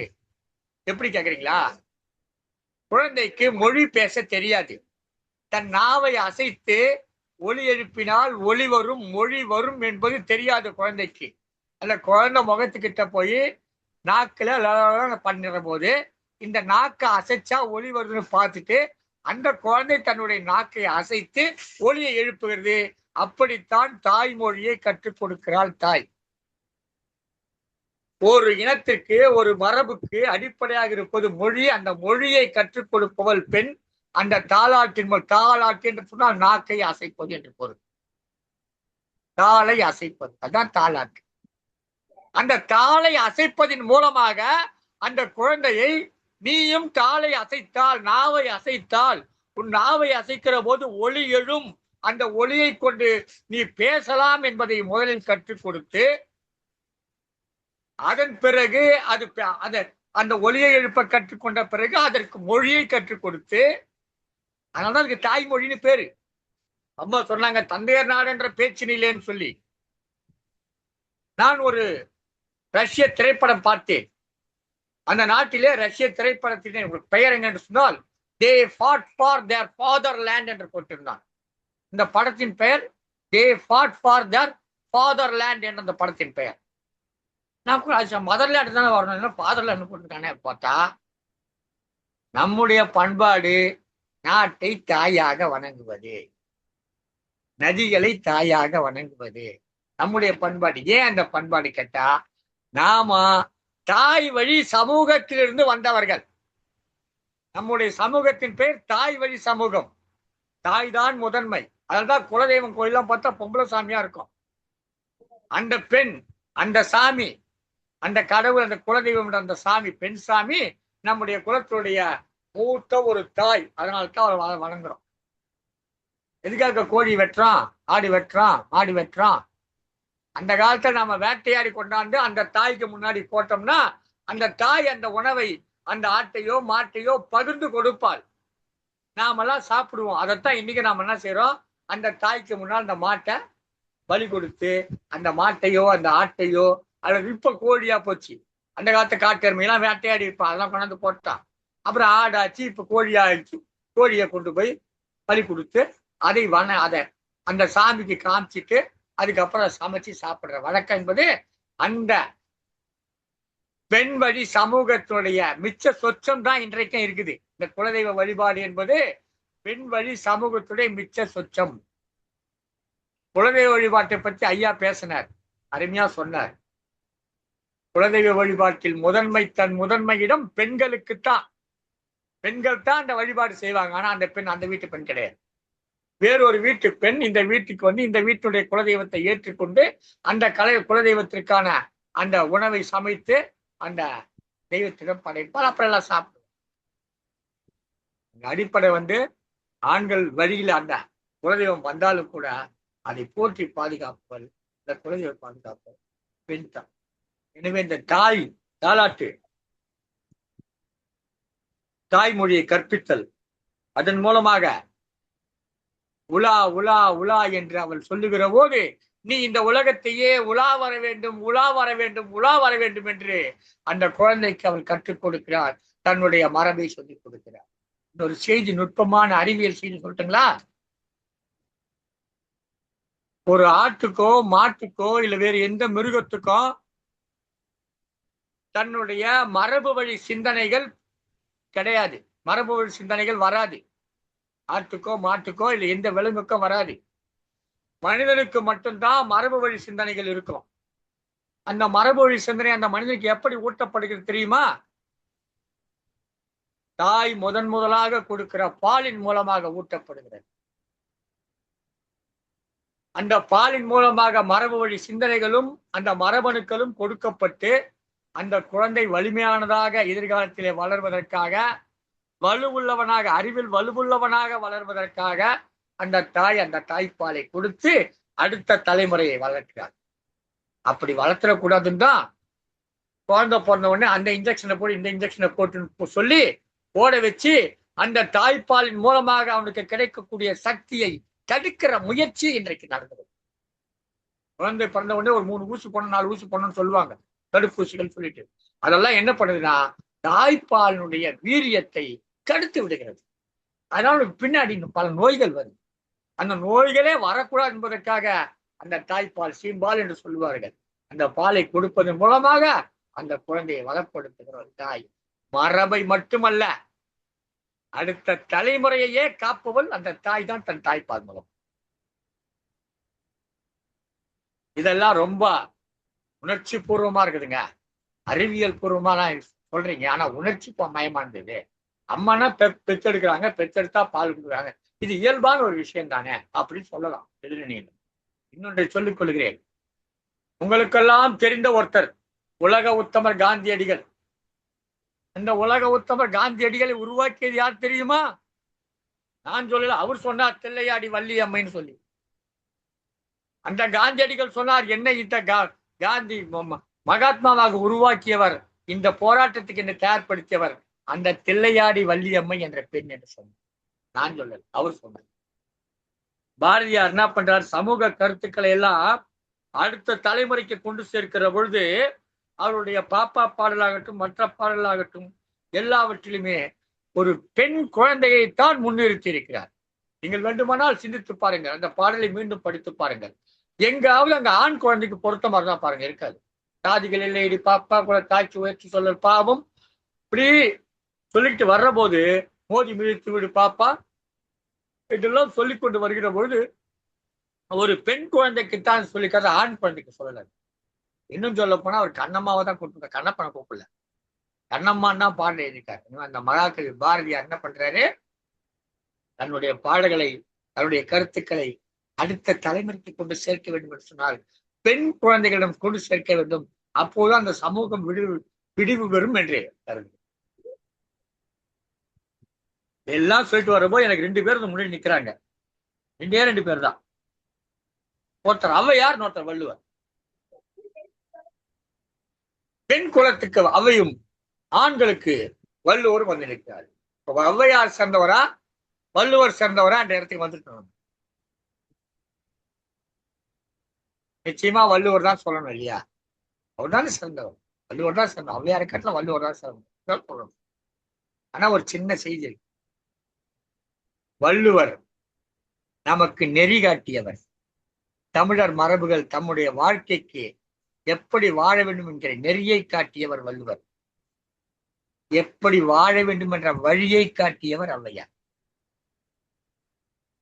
ஆண்கள் நெறியை காட்டுகிறார்கள், பெண்கள் வழியை காட்டுகிறார்கள். நெறி என்பது சொல்லப்படுவது, வழி என்பது செயல்படுவது. எனவே இந்த பட்டிமன்றத்தை பொறுத்தவரை ஔவையார் தான் சிறந்தவர் என்று நான் கருதுகிறேன். வள்ளுவரை காட்டிலும் ஔவையார் தான் சிறந்தவர் என்று நான் கருதுகிறேன். எனவே அந்த வழிகாட்டுதல், அந்த தமிழர் மரபுகளை அடுத்த தலைமுறைக்கு குடும்பத்திலே வழிகாட்டுபவர் ஆண்களை காட்டிலும் பெண்கள் தான். ஏன் என்று சொன்னால் ஆண்கள் நெறிகளை சொல்லுகிறார்கள், இப்படி வாழ வேண்டும் இப்படி வாழ வேண்டும் என்று நெறிகளை சொல்லுகிறார்கள். ஆனால் அப்படி வாழ்வதற்கான வழிகளை சொல்பவர்கள் பெண்கள் பெண்கள் பெண்களே என்று சொல்லி இந்த பட்டிமன்ற அவையை நிறைவு செய்கிறேன். நன்றி, வணக்கம். இந்த பட்டிமன்றத்திலே கலந்து கொண்டு தங்களது கருத்துக்களை சிறப்பான முறையிலே மிக மிக அருமையான முறையிலே கொடுத்தீர்கள். உங்களுடைய அணிக்கு சார்ந்து பேசினீர்கள், அது ஒன்றும் தவறு கிடையாது.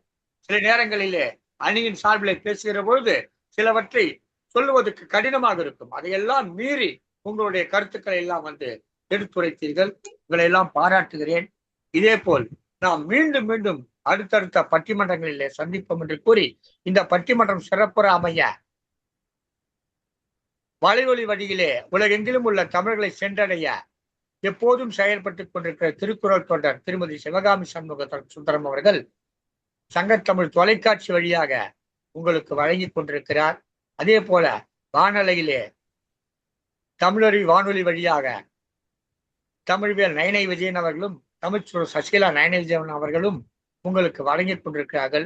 அவர்களுக்கும் நமது அன்பார்ந்த வணக்கங்களை தெரிவித்து இந்த நிகழ்ச்சியை வலையொலி மற்றும் வானொலி வழியாக பார்த்தும் கேட்டும் ரசித்துக் கொண்டிருக்கும் உங்கள் அனைவருக்கும் எங்களது மனமார்ந்த வணக்கங்களை தெரிவித்து நிறைவு செய்கிற நேரத்திலே நீங்கள் உங்கள் கருத்துக்களை, இந்த பட்டிமன்றம் குறித்த கருத்துக்களை இந்த கருத்து பெட்டகத்திலே பதிவிடுங்கள். அல்லது வானொலியிலே கேட்பவர்கள் உங்கள் கருத்துக்களை சொல்ல வேண்டும் என்று சொன்னால் 74 011574 என்ற எண்ணிலே தொடர்பு கொண்டு சொல்லுங்கள் என்று சொல்லி இந்த பட்டிமன்றத்தில் எனக்கு வாய்ப்பளித்ததற்கு நன்றி கூறி விடைபெறுகிறேன். நன்றி, வணக்கம். உங்கள் தமிழன்பன், நீலகண்ட தமிழன், ஒருங்கிணைப்பாளர், சங்கத்தமிழ் இலக்கிய பூங்கா. நன்றி ஐயா. நன்றிங்க.